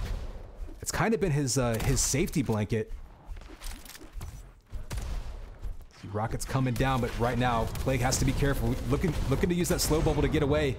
Ooh, just burned his mustache off with that rocket, but instead somehow gets away, grabs that armor. Oh, and here is the chase down by Cypher. Really smart move there by Cypher, forcing the issue. But instead he's going to eat some. Oh, he kills himself. In any case, still a 1 frag lead for Plague, but he is down to 58 HP. Looking for that yellow, looking for the Mega, but Mega's not going to spawn for a bit longer. Still got a few seconds on it. This could be dangerous. Plague waiting around while Cypher's running the map. If he lets Cypher figure out where he's standing and gets an angle on him, he could go down in a couple of rockets. He's going all in here for this Mega. He gets it. I think Cypher maybe lost timing of it. He's reacting to it. 2 rockets in a row there. The chase down with the shaft, and there it is. Cypher standing in there trying to do some damage, but I don't think he's going to be able to follow him up very easily here. Snatching up that pincer rifle.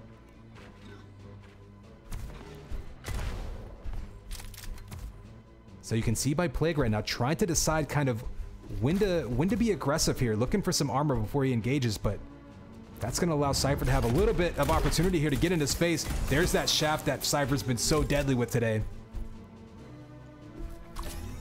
Earning him a kill and that Mega, and this is what Cypher needed to build himself an opportunity to stand in there, take some damage, and still try to tie this one back up. Red armor in his control, no contest by Plague. A rocket though, so a nice couple of rockets by Plague, and maybe earning himself an escape.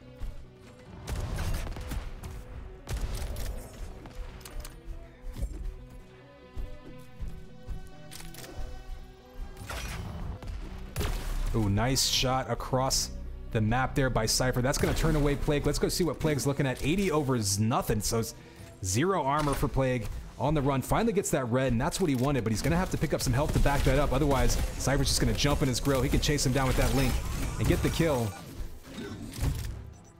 And still 108 HP for Cypher. So after that kill, not looking particularly dangerous for him after he ties it back up. So here we go. We are dead even on this one, about 3/4 of the way in.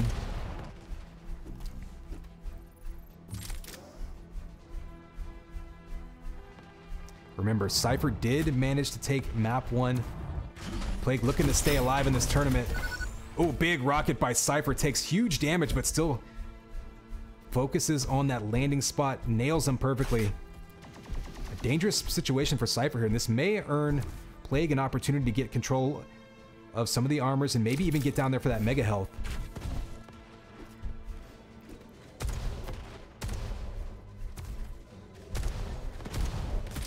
See Plague trying to land, so we're actually seeing a little bit less reliance in the second half of this map on that crossbow slash pincer rifle by Plague.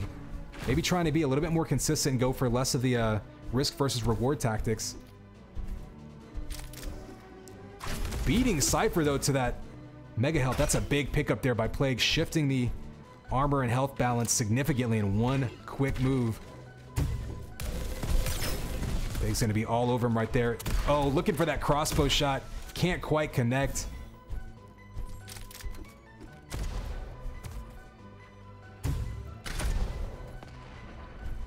So now a pretty decent armor stack by Plague. Let's go see what Cypher's working with. Down to 82 HP. I actually didn't realize how low Cypher was.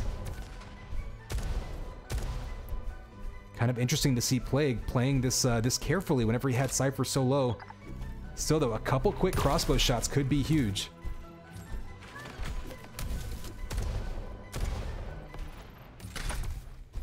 Now that red armor is going to be big for allowing Cypher to get away here.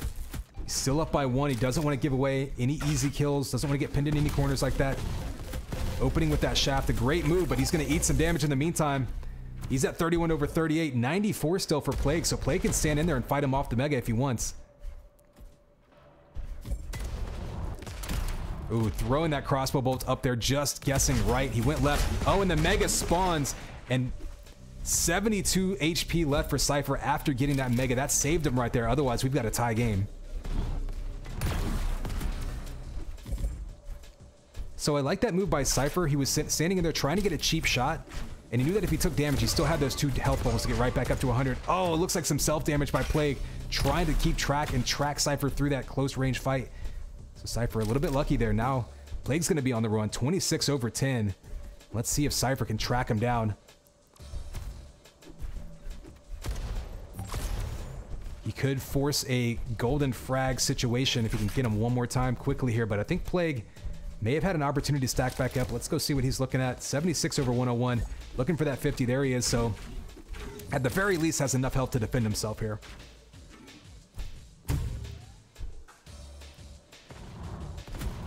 Cypher looking extremely healthy though. Perfectly happy to go toe-to-toe with the shaft. He can tank that damage. Grabs that red armor. That was a smart move there by Cypher.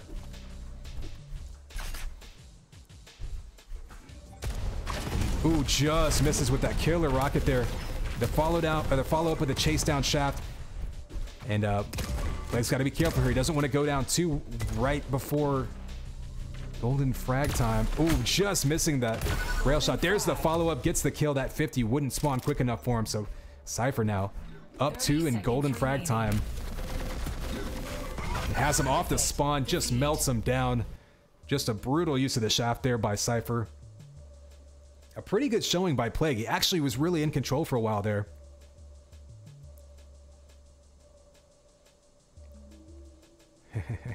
Yeah, you see them talking about the rail versus crossbow thing. Kind of interesting, although it should be said, we don't have stats to look at, I don't think.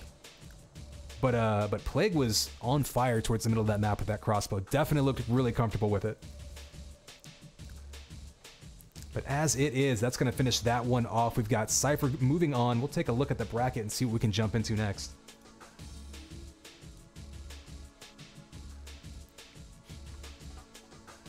See there, you see Plague moving on, or excuse me, Cypher moving on over Plague. Phaze versus Buckster, I think, is still going on right now.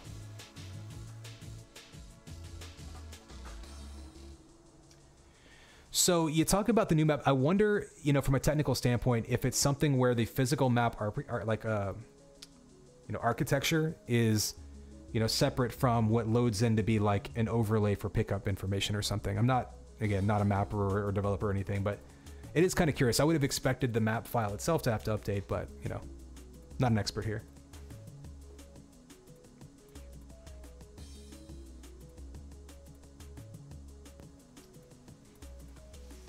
Yeah, I wouldn't have thought that you'd be able... So if they updated the map file on the back end...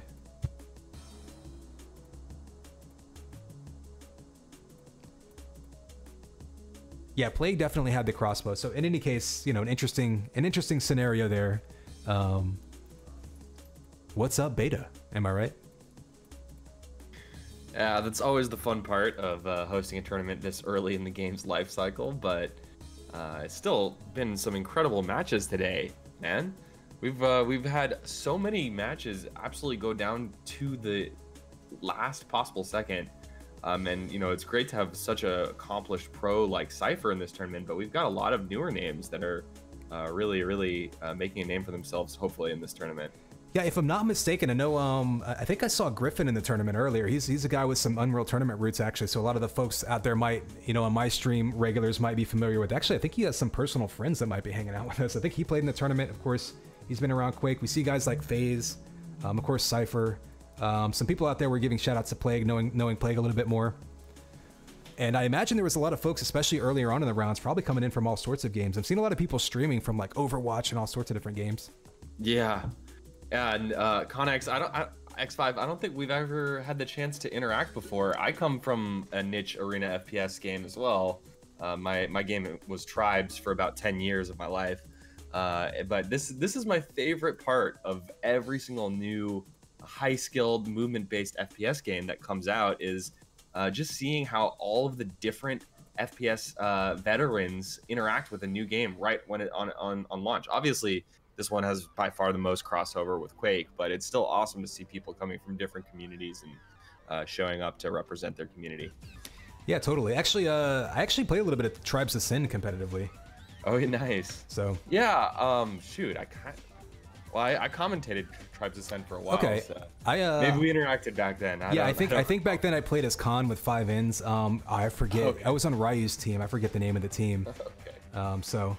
I didn't stay too long into that because, as you can imagine, moving to Tribes from anything else is probably about as big of a shift in just mindset and movement and getting used to it as you can imagine. Yeah. They mostly stuck me on sniper because they were like, "Hey, you're from UT, you can aim, just snipe people." It's like, but I want to ski, but you can't ski. Well, how am I gonna learn? Yeah. I mean, every single arena FPS has its own quirks, but Tribes is a unique one. By the way, guys, I'm just joining the stream, just the voice of God just popping in. But no, I'm Fishsticks. I'm the co-founder of Juked, which is putting on this tournament. So thanks to Connex5 for streaming. Really appreciate it. Been enjoying the cast. I do want to shout out that we have a page that I'll link in chat right now, where you can see the other semifinal match. So we can't jump into it right now, but the players are streaming. So open up that link that I just dropped in chat, and you can see Busker and Phaze going at it. It looks like another really close game for them as well. Actually, it looks like Busker has Buckster, I don't know how to say, has got a little bit of momentum here, but has been pretty close over there as well. Yeah, Phaze has looked really strong in this tournament from what I saw earlier, and Buckster I hadn't seen before. Some people seem to be familiar with the name in Discord, so, again, not being part of the Quake world super deep, there's a lot of folks that are, maybe not the household names, but are right in that second tier that are really jumping into this tournament, that are making it through, that are kind of making a name for themselves, I guess, amongst folks that aren't as familiar. Sorry, I'm reacting to something in your chat, which I won't bring it onto the stream. I'll just keep it in the chat. We actually had a shout out actually after Tribes of Sin. Now you just reminded me. We moved on to Shoot Mania, and some of the players from Tribes from TA moved on to that too. I think like Tailspin was one of the more prominent ones that moved into there. Yep. I do recall way back when Tailspin went on to Shoot Mania, had some success there. Obviously had some success in Overwatch as well, especially in the early days. That guy's a monster in any game that he's ever touched. He's one of the best FPS gamers I've ever known. Yeah, we played some really tight matches versus him. I think it was me, Kusky, and Zelos was our team back in the day. And I forget, I mean, he bounced around to a couple teams, but yeah, I remember just some like crazy back and forth in that game. So, you know, shout out to any of those old Tribes players that make their way into other games.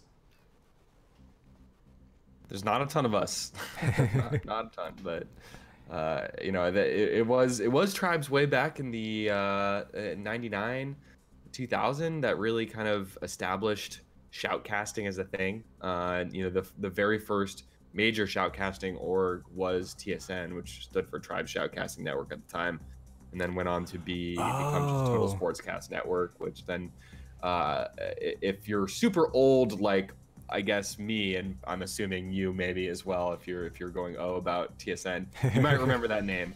But yeah, they were super early shoutcasting group. Yeah, TSN did a lot of UT stuff. I used to listen to TSN cast matches while studying back in high school. So guys like Toyful and Bite, I think Wheat started there. Yep. We a lot of the guys that are still doing it today started way back then with TSN, with orgs like that around that same time. Yeah, I remember when they broke off for Radio ITG, and I was a little bit older and a little more in the scene at that point, so definitely had some friends around that Radio ITG group, including some of them and some other folks that came from things like RTCW and stuff like that. So. Yep. I think Tosspot came from that time, and D-Man, and you know, a lot of the guys that, you know, you've heard on Counter-Strike broadcasts, League of Legends broadcasts. I think Joe Miller, I believe, actually Too Good was a player back then, but yeah.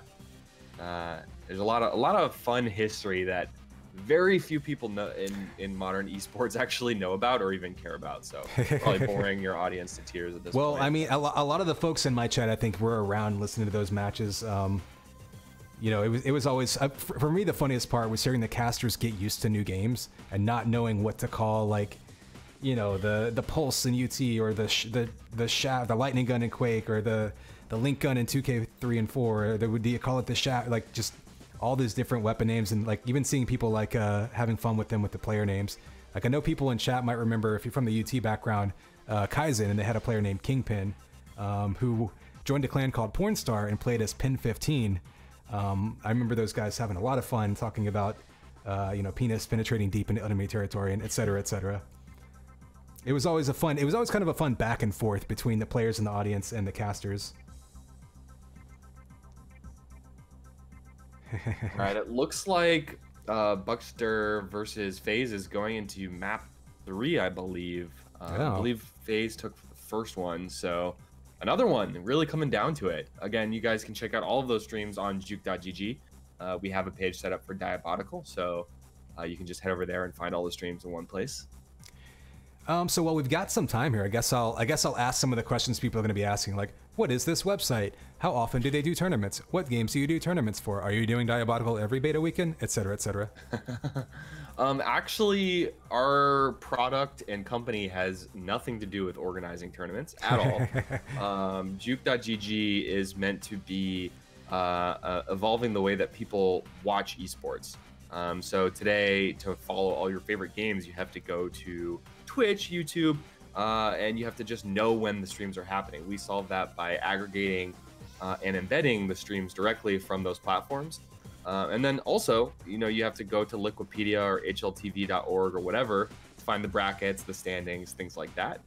So we're aggregating that information as well. And then the last part is, you know, you can follow your favorite games, follow your favorite teams, follow your favorite players, and you'll get notifications when everything goes live.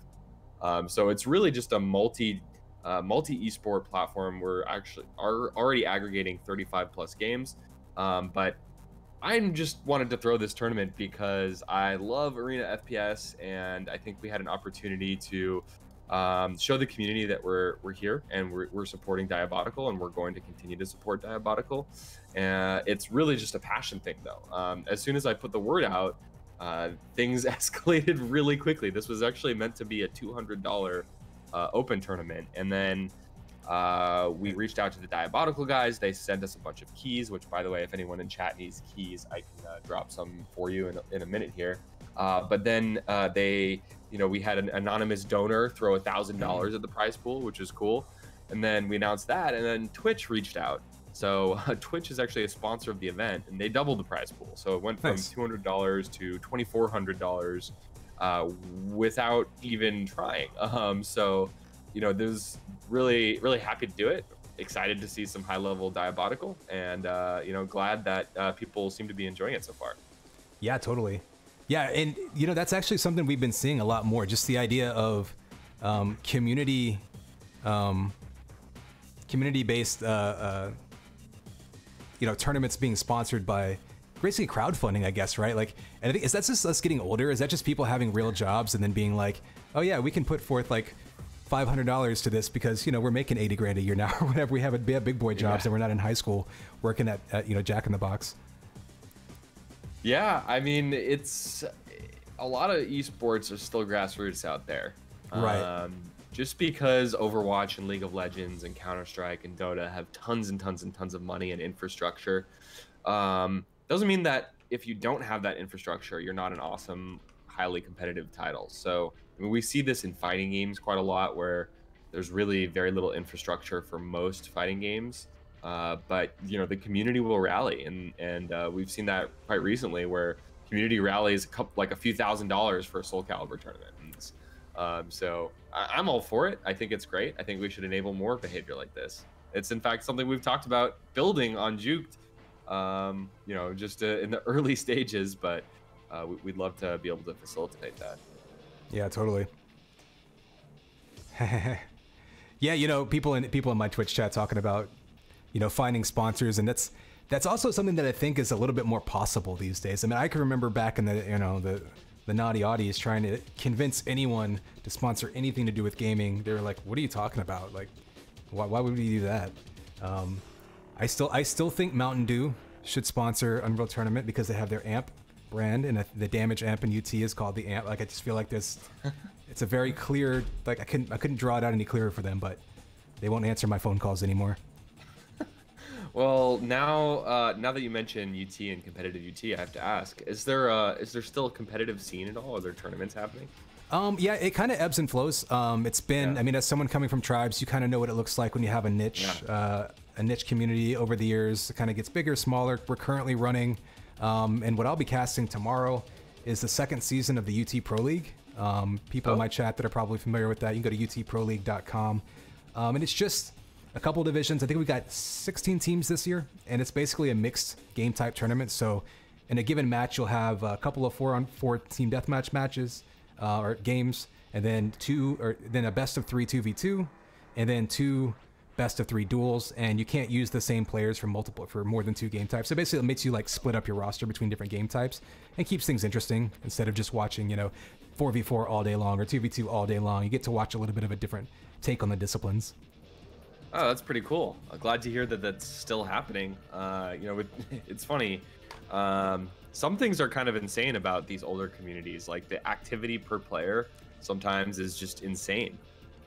People still play Tribes 1 in pickup games on a daily basis. I mean, I don't even think that there's pro pugs happening in Overwatch right now, which is just a kind of weird dichotomy of the player base is tiny, but all of the people playing are playing in organized pickups every single day. And their Discord is just going all the time. Starting at like noon on a weekday, there's people looking for pickups. It's like kind of crazy. Yeah, no, I remember being in back in the UT2K4 days, and trying to get sponsorship and trying to get tournaments, and we wanted every tournament to be us, of course.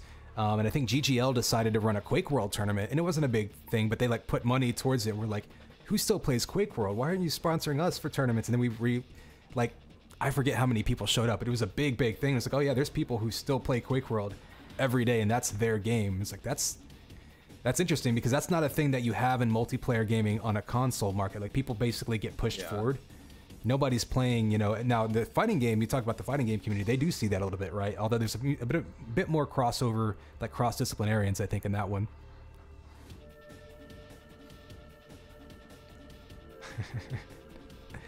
See, I'm just taking a look at the other matches here. It's a close one. It's another nail biter. Phaze and Busker still going at it. This is the deciding match here with just a couple minutes left. Currently 5-3 with Phaze in the lead. So Phaze currently in a position to try and move on to that grand finals. And of course, their chance at higher seeding in tomorrow's tournament, as well as a chance at that prize pool. So $175 for first. Not a ton of cash, but tomorrow we'll be giving away $2,000, and seeding actually does matter. And that's actually a good segue here, because that's kind of the next follow-up question that people are going to want to know here is, so what happens after? So we're doing this basically a tournament today, and then is it going to be basically an invite tournament tomorrow, or what exactly is happening, just so people know? Yeah, so basically I asked around the community, and I was talking to some of the good studio folks, trying to figure out what format to do. And most people, believe it or not, kind of counterintuitive, were saying do an invitational. Don't do a gigantic open tournament. You know, there are people who have had their hands on this game in an alpha state for a while, so I think the idea was that those players might be very dominant, and it wouldn't be too entertaining. But basically, the prize pool just got grown so quickly and so much that we decided to kind of do a hybrid. So tomorrow we're inviting 12 of the top 16 players directly into the bracket, and the rest are actually the top 4 from this tournament will be qualifying into that 16-man bracket. So it will be a double elimination, 16 folks, and the skill ceiling should be even higher, which is kind of crazy because I've been watching these games and we've had really talented players who seem to know the maps at least decently well, and have a good understanding of Diabotical. Since, you know, midway through this tournament, it's been pretty high quality, but tomorrow should be even higher quality. Yeah, I mean, I've always told people learning a new game is its own skill, and you can definitely tell when people excel at that. Yep. So going down to it, Phaze still with a healthy lead here. Yeah, I was about to say time should be coming soon based on when it started, and it looks like. Yeah, it looks like this will be our finals then, right? The winner of this versus Cypher will be the grand final for today. That's right. Well, that is just in the nick of time because I do have a party to get to afterwards. But we'll wrap things up afterwards and talk a little bit. You know, let you recap next stages for the tournament after this match and everything. Sounds great.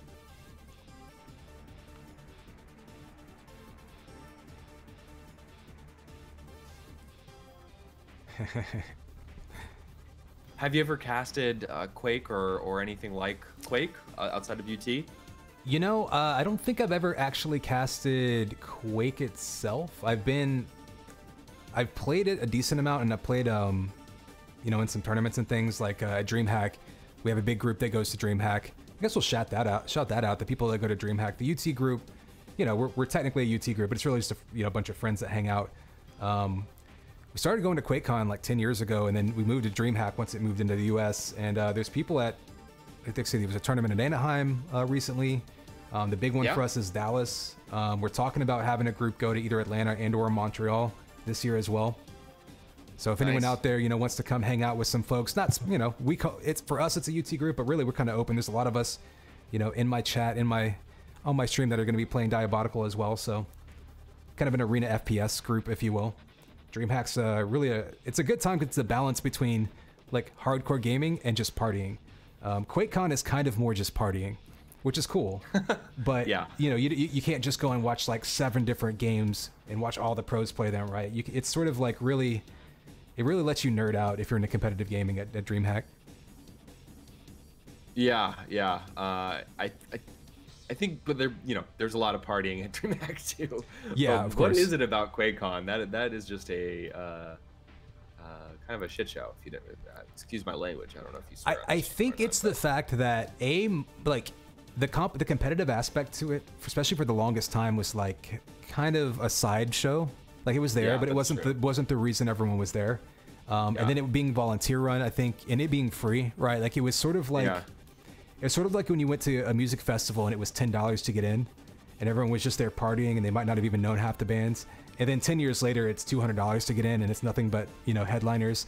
Just a different vibe, right? You know, so QuakeCon, definitely. I mean, they give away free beer at their keynotes, right? So yeah, just gives you an idea of the mindset there. But you're technically not allowed to bring it in the BYOC, as I wag my finger.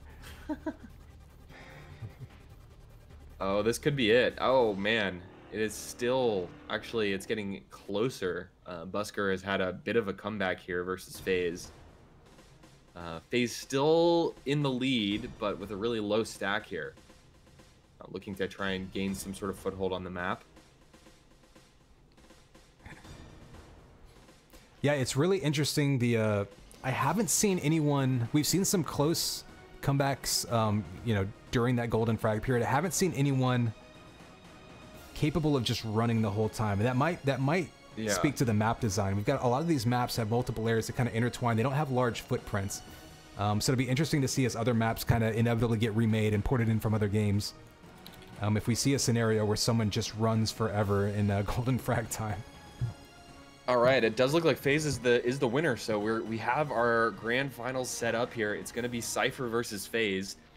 Two Europeans, if I'm not mistaken, which is kind of funny since this is meant to be an NA focused cup. But that's going to be a great one. Let's just see if we can get that code and into that match as soon as possible. Yeah, so if they're in Europe, then I mean, shout out to them. It's probably 2 in the morning there already.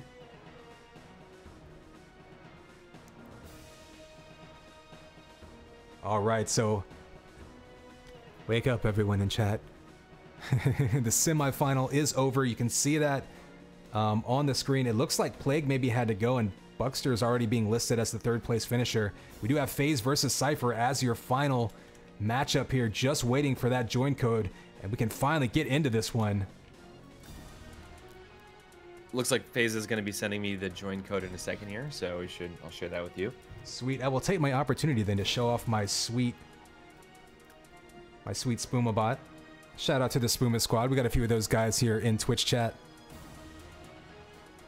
Funny how the Spuma guys always end up being the majority of my chat when I look at my stats afterwards, so. All right, join code coming your way. All right. Copying with my keyboard. Pasting with my keyboard. No, I did think it was a really good move by them to automatically obfuscate all of these codes, so that when streamers stream, they don't ruin the universe. Yeah, some foresight there. Honestly, this game has a lot of little touches like that throughout the entire experience that just give it that polish. You know, everything from the HUD building experience to joining games, and it's just made by people who are, you know, they're the consumers, so they know exactly what they want, and I think it really shows the product. Yeah, and you look at it, and that's the kind of thing too that had a lot of times been modded into games over the past. I mean, I can't name how many games I can think of where you had some crosshairs off the bat, and maybe you could customize them by doing some weird things with textures, but people just mod in a crosshair creator. So it's like, yeah, for years and years, we're like, why don't we just build that? Why don't they just build that into a game? Obviously, people want it.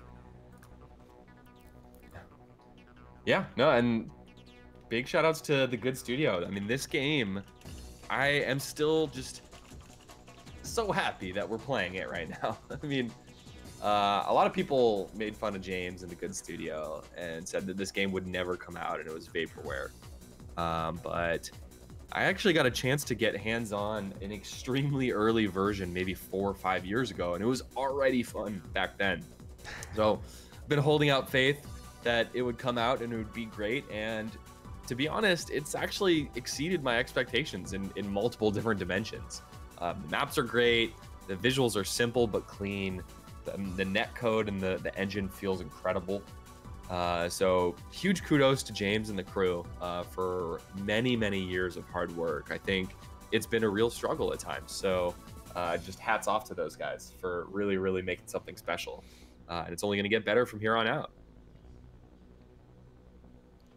Yep, well said. It looks like our players are chatting to each other, so maybe we'll be getting started here quickly. It looks like they're going to be playing in European East, so lucky for them. They do have 2 European players. They'll be playing in Poland. I actually have quite a few Polish regulars in my chat usually. I'm guessing most of them are going to be asleep right now, but shout out to them if any of them are still around.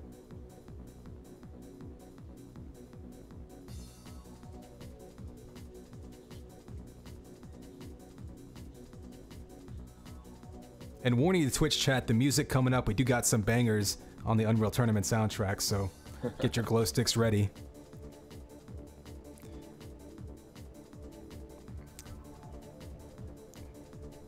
And I've got to go after this match. Like I say, we'll do a little bit of an outro, but it does look like they might be playing that third place match. Outpost Junior. But we are focused on the grand final here. It looks like we're gonna jump right into it. Yeah, I don't know if they've got a timed warm-up here. Looks like it's counting up, so probably just they'll be readying up. But I imagine it being so late their time, they're not going to want to mess around too long. Yeah, Cypher's been cooling off a little bit here over the last 20-30 minutes, but Phaze was playing up into just a couple of minutes ago. So it looks like Cypher will be readying it up. It's just onto Phaze's side now, and we'll be jumping into this game very, very soon, and I'm really excited to see how this goes. Obviously, if you've ever watched professional Quake, Cypher's been a guy that's been, you know, arguably the #2 player in Quake just over the last decade. You know, Rafa #1, but probably Cypher would be #2. Hasn't had as much of a good showing in Quake Champions, but this guy is a beast, and I think he's one of my favorite players to watch when it comes to just simply his aim. When this guy has his LG out, you know he's going to do sick damage. Phaze, however, is someone that I'm not super familiar with, so cool to see him make it this far, beating out notable Quake players like Sparty in this tournament to get here. Yeah, again, Phaze for me, also someone I wasn't familiar with. Some of the prior casters that were casting, they were talking about some of his history, so I know some folks out there are familiar, but new to me, like a lot of players in this tournament. So cool to see folks that maybe aren't new, but new to me, maybe new to some of my audience here, and learning some new names. Phaze maybe, you know, he has been playing all day long, so it is entirely possible. Just had to run to the bathroom. I've been there, right there with you. That's this fair. water bottle is almost empty. I'll be there again soon.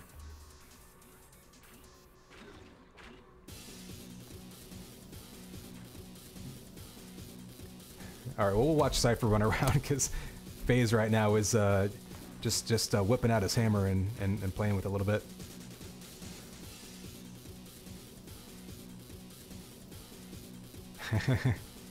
Yeah, DC has so many channel points from watching my UTPL cast and chatting. I think that's what gets you points, so you can just, I don't know, whatever they let you do, highlight stuff. I think you can change emotes or something like that. I think Dimco was doing something like that a couple casts ago. I don't know, the internet's a strange and confusing place to me. I just talk about video games.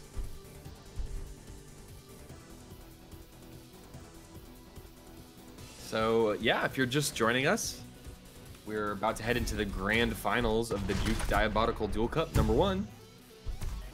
These players are already qualified into the top 16 for tomorrow, but the winner of this one is going to collect $175, $75 for second place, and of course seeding in tomorrow's cup is on the line. So 2 European players qualifying into this NA-focused tournament, alongside a couple of others. Oh, and we're going to my favorite map, Frontier. What have you enjoyed watching the most so far?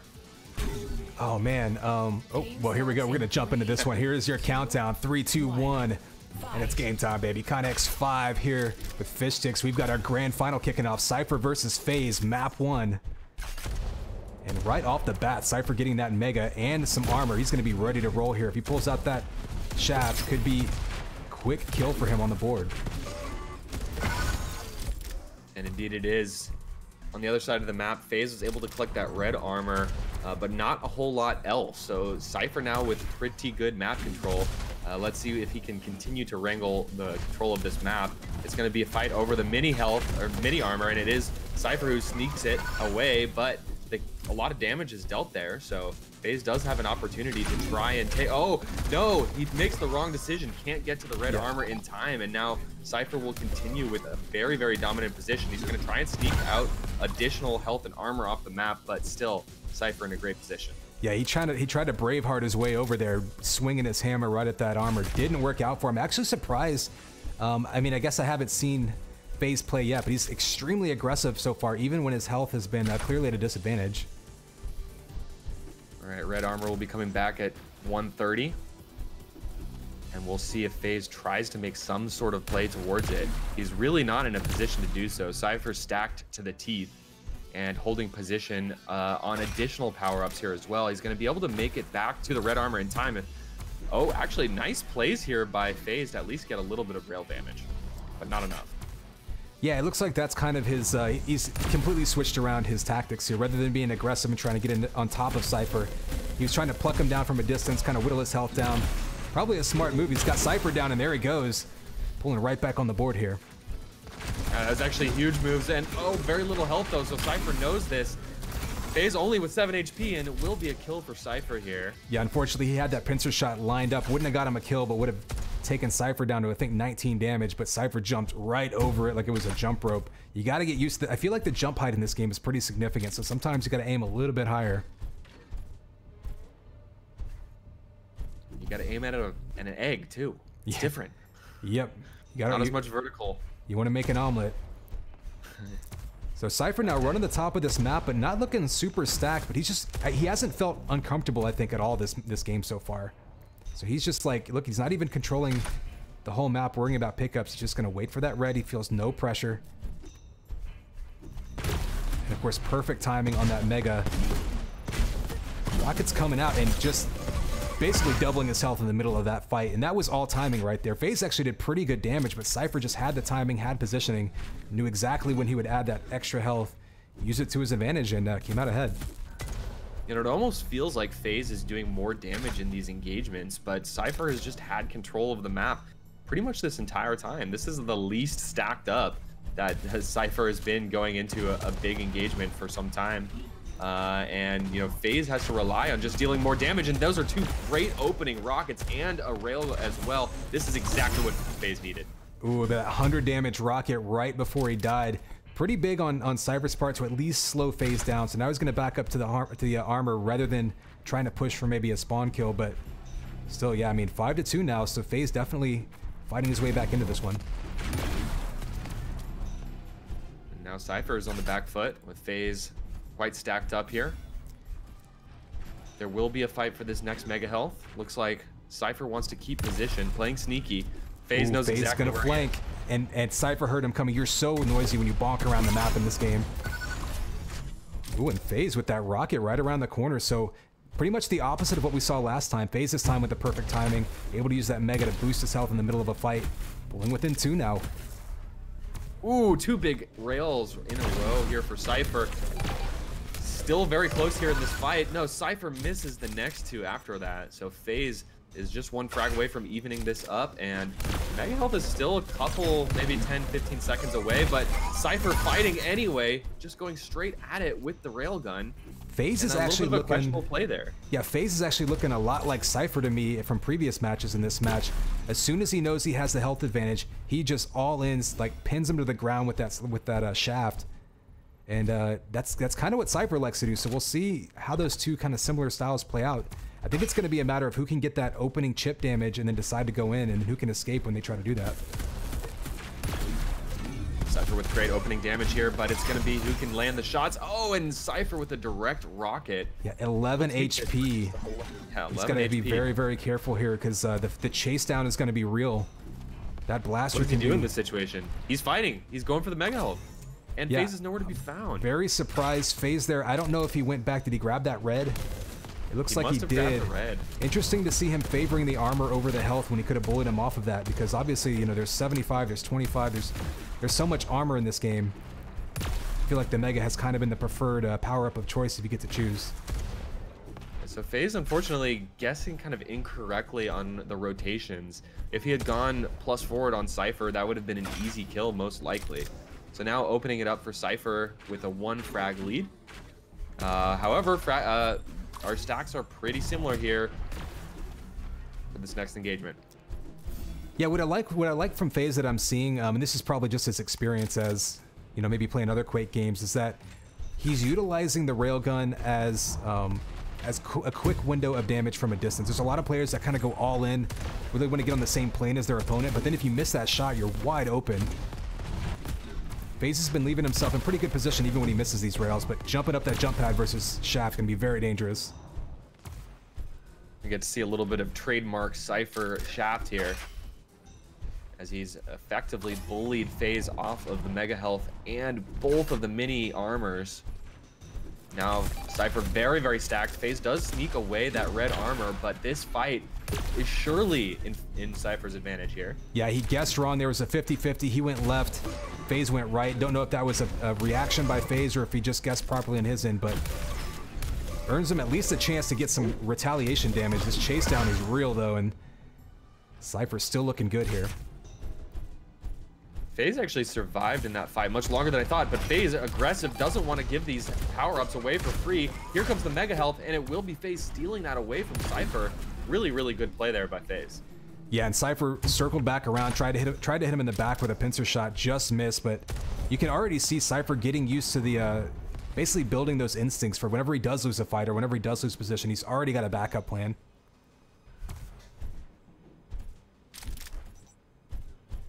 Cypher stacked for this next engagement. Phaze knows it and wants to stay away, and he must run at this point. Just 66 HP. Phaze is in a dire situation. Nice rail, but it's not going to be enough. He's got to stay on the run. Yeah, I mean, Cypher scooped up that Mega Health in the middle of that fight, so he knew exactly what he was doing and knew that he could, you know, basically put himself between his opponent and the power-up, take some damage, and then right back up to negate it. So both major power-ups now going to Cypher. It's going to be in great position here to try to extend this lead. And how does Phaze claw back here with just a couple of minutes left on the clock? He's got to find a way to open this up, and it might be a cheeky rail, and there it is. The cheeky rail opens things up just a tad. Still a big disparity. Oh, another cheeky rail. Phaze still, though, not in a huge advantage. Oh, there's the melee and the rail follow-up.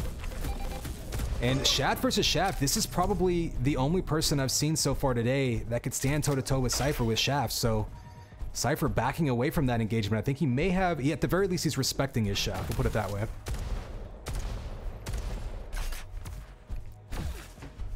Oh, that really, really brilliant stuff, though, out of Phaze to open this up, given that Cypher had such an incredible stack advantage.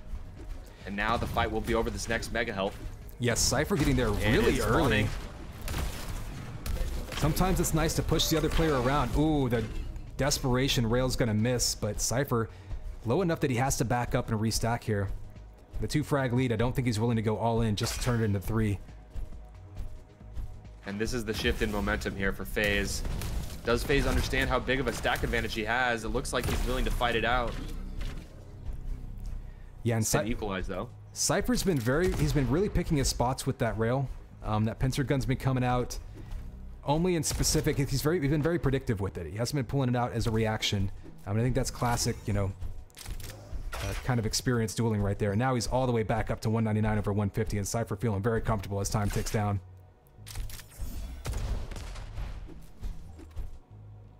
It's still a 2-frag lead here for Cypher, the Quake Pro, perennial champion. Is looking to move on to the top 16 tomorrow with the high seeding and additional cash in his pocket.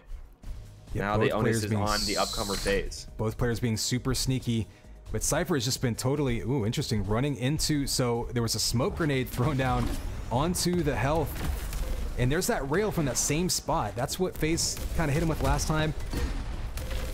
Ooh, but Cypher chases through the teleport this time, shaft to shaft, and this time Phaze wins. Gets away with 5 HP though. Phaze has an opportunity to strike back right now. Cypher still looking for the 50 HP. Where's that bubble?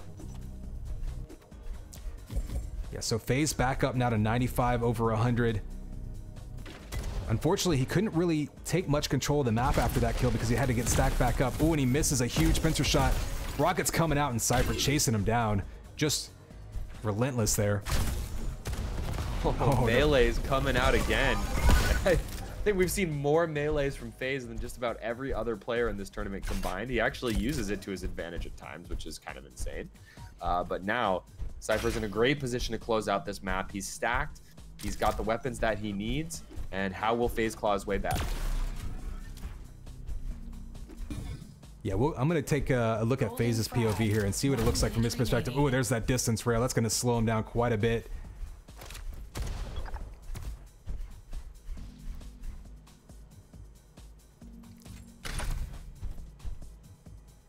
Cypher, on the other hand, is fully stacked, 200, 150 at this point. Oh, the melee up the jump pad. Big damage coming out from Phaze. Can he get away? Wow, that was huge damage. Pretty much Cypher even just stacks at this evaporated. point. Yeah, took away all of that. Oh, but that distance shots, Phaze, is he going to stand in there? Is he going to risk it the whole game on that one shot? Doesn't look like he's going to back up and try to get that yellow armor under his belt. At least be able to escape if he needs to. Cypher just getting that red armor, so a little bit more armor on his side. Cypher had the timings down for those major power-ups and now has collected the both ambush. of them. Oh, Phaze with the slow bubble there, trying to protect himself. He knows this is the game right here with the melee. Oh, he gets the hit but doesn't get the kill. And Cypher with the map 1 victory. Look at that damage done. You were spot on. Significantly more damage for Phaze, but Cypher just controlling those power-ups, especially in the first half. Yeah, and it never really felt like Phaze was comfortable in that entire match. Whereas on Cypher's end, sure, there were moments where Phaze would just run straight into him and actually deal a ton of damage, but on the whole, Cypher just had control consistently throughout the course of the entire map, and maybe that's a little bit to do with just the way that the map is built and architected. So Phaze has plenty of a chance to pull this back. Of course, it's a best of 3, and let's see where we're heading next. Outpost Junior. Yeah, like I say, both players, I think, very similar styles that I'm seeing. Using their rail, picking their spots to be predictive with it. Not a lot of desperation rails coming out with these guys. A lot of opening with rockets and shaft, switching from one to the other. And when they go toe-to-toe with that shaft, you had a fight with a few minutes to go where they stood toe-to-toe with shaft, and Cypher bailed out of it. I think he had a 2-frag lead at that point. Had about 30 health left. And I'm very curious what would have happened if he would have stood in there. Would he have won it and really, like, you know, push that lead ahead, or would that have pulled it within 1 and then anything could have happened? So that might have been one of the bigger decisions made by him. 3, 2, Oh, here we go. Players already, and it's game time, baby. Connex 5 here with Fish Sticks. Map 2 between Cypher and Phaze was a close one on map 1. This is our grand final. Ooh, and early rails coming off of that health. Already some early action in this one. So actually, I really like if Phaze can turn this into a rocket and shaft battle. I think he actually may have an opportunity here early on to take a bit of a lead. There's the first lead, because he really stood. I mean, when you get into head-to-head shaft battles, Phaze can hang with Cypher. Which is crazy, given that that's what Cypher has been known for throughout his career. One of the best when it comes to hit scan out there. But Phaze going toe-to-toe with the pro, and this is actually coming down to it. Wow, Phaze was down to just about nothing, hit 2 rails in a row to kill Cypher and take the frag. Yeah, and great use of the map architecture right there to cover himself. Smart move there. So we're seeing a lot of really good use of this map by Phaze already. Obviously very, very familiar with it. But really some clever usage of the angles there too. And what a complete change in momentum here. Now Phaze with the 3-0 quick in this map and looking very, very strong here. And I did have that same gut feeling that this could have been Phaze's map to win. He's really shown, I think, so far that he's got superior fragging ability when it comes down to it. Ooh, and you see that mid-air, training that shaft on him in mid-air. That's so difficult to do, and it earns him a kill with 14 HP left. A couple more ticks from Cypher would have done him in, but that was a really, really impressive. You know, some of those like 5-6 tick shaft hits, that's not going to show up in frag videos, but that was really, really difficult what he just did there, getting bounced in the air and still tracking him. I don't know, man. This shaft is almost frag video worthy. It's not an air rocket, but it's somewhere near there. Yeah, right now, Phaze just running things. And if he can keep this up, he may actually shorten the length of this match. That said, with a player like Cypher, who's so experienced at so many levels of so many games, like, you know that there's no panic in him, right? Like, this isn't gonna make him sweat yet. He knows how to come back. He's done it a million times. It's gonna be on Phaze to just try to make sure that he can dictate the flow of combat in this map. Okay, it's very even on the stacks. We're really going all in there. Aim, but he moved off the red armor just as it spawned, so Cypher will be able to steal away that red armor from Phaze, giving him a huge advantage. Phaze is caught in between a rock and a hard place, nowhere to go. Yeah, you see a little bit of an over-reliance on hitting that pincer shot there by Phaze. He didn't fall back to that last map. He was really picking his spots, but there was kind of a desperation shot. But that said, still in good position. Now Cypher, for his part, now completely stacked on armor with a chance to really make something happen. And they will meet on the high ground. It's going to be Blaster versus Blaster. And somehow, Phaze is winning out these fights. Even when Cypher comes in face to face with a bigger stack, it's going to be Phaze coming out victorious. Ooh, a couple rails in a row. That'll put him down super weak. So Cypher answering back quickly, and Cypher, one of those experience things is tracking your spawn, knowing where, like coming off your spawn and immediately knowing where your opponent is and what to do about it, whether you're trying to chase him down or avoid him. Really the mark of an experienced dueler. I think we're seeing a little bit of clutchness coming out of Phaze, though. He's hitting the rails when they matter here. Cypher takes the kill, but still very low on HP here. I think Phaze has an opportunity to try and wrest control of the map. Yeah, and Cypher, I don't know if he lost timing of that Mega or just showed up early there. Maybe he was off his rotation, but nothing spawning there. Now he's going to be sitting around for about 10 seconds. That's going to leave him very vulnerable. No contest there by Phaze, but that did give him a lot of time to scoop up everything else around the map.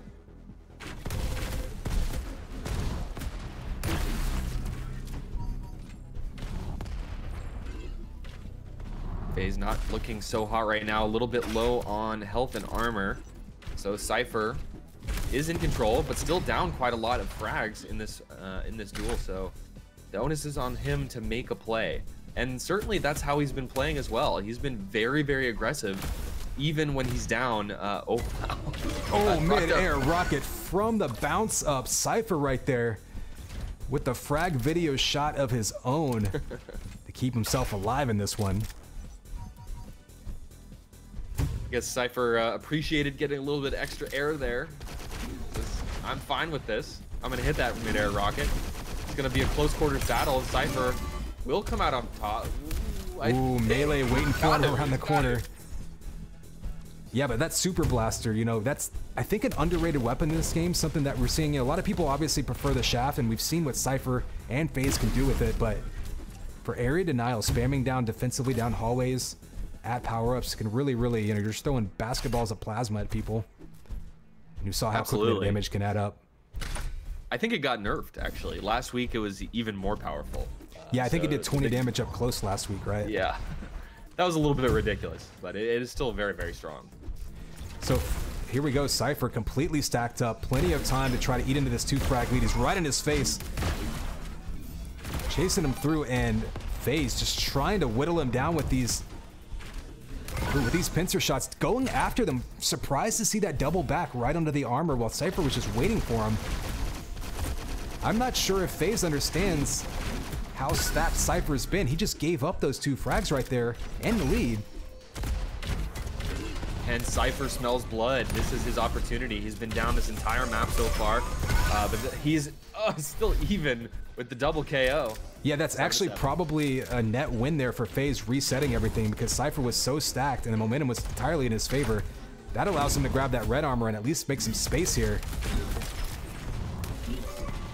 Both players have just been super disrespectful for the last 30 seconds or so. Oh, and the melee kill finally comes through with Cypher going up that dangerous jump pad. Mega and kill to Phaze, who is back in the driver's seat with another follow-up. Talk about a fast-paced game as things have just gone to 11, and Phaze now up 2. Cypher actually has an even stack here, so this next major power-up could be where we see this next engagement here. Yeah, Phaze just for a split second looked a little bit lost there, like maybe trying to figure out where the closest health pack was. And against someone like Cypher, that could mean 2 more items in his hands, so we'll see what happens here. Ooh, damage back and forth. Oh my. So close. Phaze there. These guys are neck and neck. In midair, Phaze had the first rocket. Most people would try to go for the highlight reel midair rocket. Instead, switches to shaft, and you know, 2 ticks of damage was the difference between victory and loss in that. So the weapon selection is so important here. And again, getting away with 16 HP this time. Phaze just running things again. And time's gonna start ticking down for Cypher here. So in chat, we're seeing the hammer is way too strong, let's be honest. And You know, I thought that was completely, I didn't think anyone would use the hammer in actual gameplay, but Phaze is single-handedly making this thing look strong in this match. So I've seen some folks kind of pulling it out when they're around teleporter exits just to kind of like just in case, but I've never really seen it come in effectively. We do have from our group, Reflex was using it in our tournament last night. Of course, no money on the line in that tournament, so, you know, a little bit more experimentation going on. Oh, this is big here for Phaze. Dealt enough entry damage into that fight that he's sitting pretty, able to collect this mega health and 198 and 184. Cypher, you can't take this fight.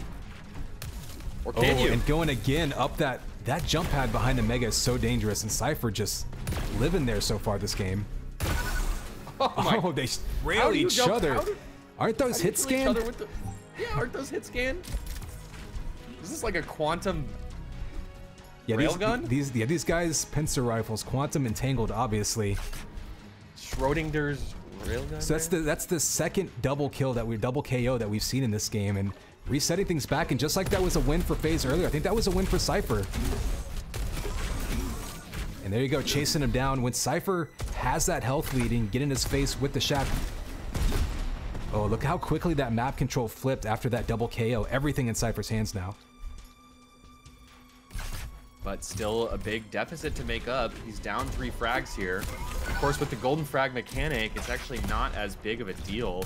He's not at least on a tight time frame. He just needs to continue to control the map, collect look frags, at that and that's exactly what he's doing. 2 in a row. Melting him just with that. When Cypher catches you off the spawn with that shaft, that's as scary as anything else in the game.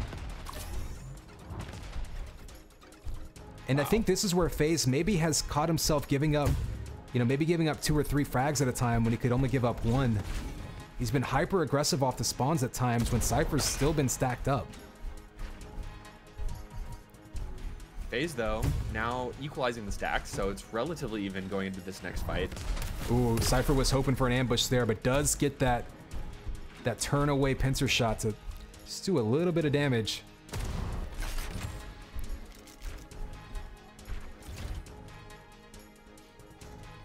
And with time ticking down, you can hear these guys being so quiet, doing a lot of crouch running. Oh, standing in there with the teleport, using it as an escape, but that's going to leave the mega wide open to Cypher. And that's the first time in a while I think Cypher's gotten a completely uncontested mega. Oh, huge rail. Now Phaze is in an absolutely terrible position. He's got to run and hide with his tail behind his legs. Yeah, only a minute left on the clock, so really doesn't want to give up any more kills here before we get into that golden frag period. And it's 12-12. We're all tied up with just a minute left here in the grand finals. Yeah, remember, this is for a better game to end things out here. Yeah, remember this is just map 2 still, so if Phaze can get control back and end this one strong, we might even see a tiebreaker. Ooh, rail from above, just missing. 1 minute remaining. Oh, Cypher is in prime position here. What a comeback. He was down, what was it, 5 frags earlier on in this duel. But now, what can Phaze do? He's down so much. He hits a direct rocket, but Cypher will collect the red armor as well. Oh, the mid-air rocket direct up the cliff, gonna give him advantage here. Wow, that was a brilliant rocket. As much luck as skill, I'm sure, because he just kind of had to guess where he was gonna be. In the mid-air shaft to finish things off, it is golden frag time, and Cypher just comes storming back like you were saying. And he will collect the mega health too. So not only is Phaze down a frag, or 2 frags, up against the wall with the golden frag here. I was a little surprised. I was a little surprised to see Cypher pull out the rail there. Close range around the corner. I'm not sure if he was looking for shaft and maybe didn't have enough ammo. But the way Cypher plays, I think he just wants to get in his grill and brawl it out here. He knows he's got the advantage.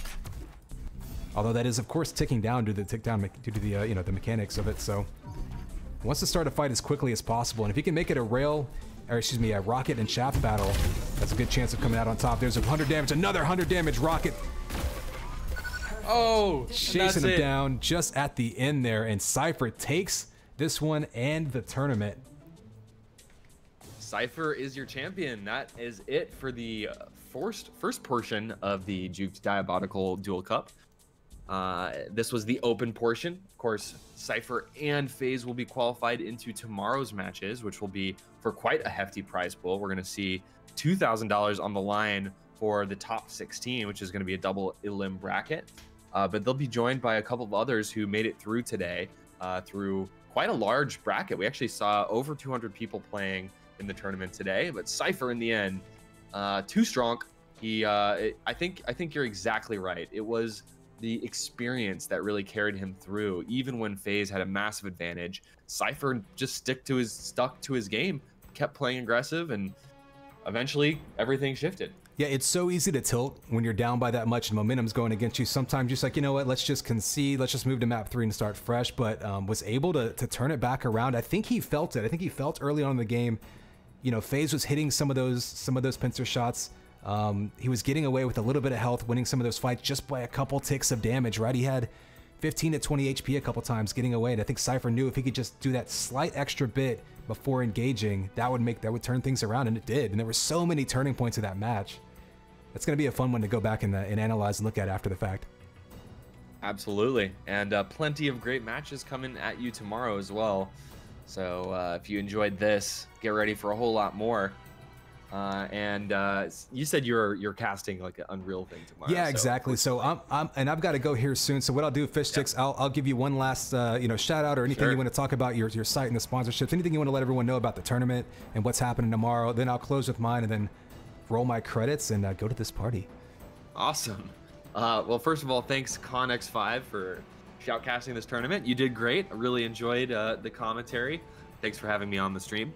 And yeah, I would ask that people just come check out Juked.gg. We're trying to make it easier to follow all of your favorite esports games by aggregating every single stream, bracket, standings, highlights, player profiles, and much, much more into one place for the very first time. So definitely check us out if you next time you want to watch any esports. If you watch CSGO, Dota, League, Overwatch, Counter-Strike, Rocket League, fighting games, Smash Brothers, we have it all. So that's really the goal there.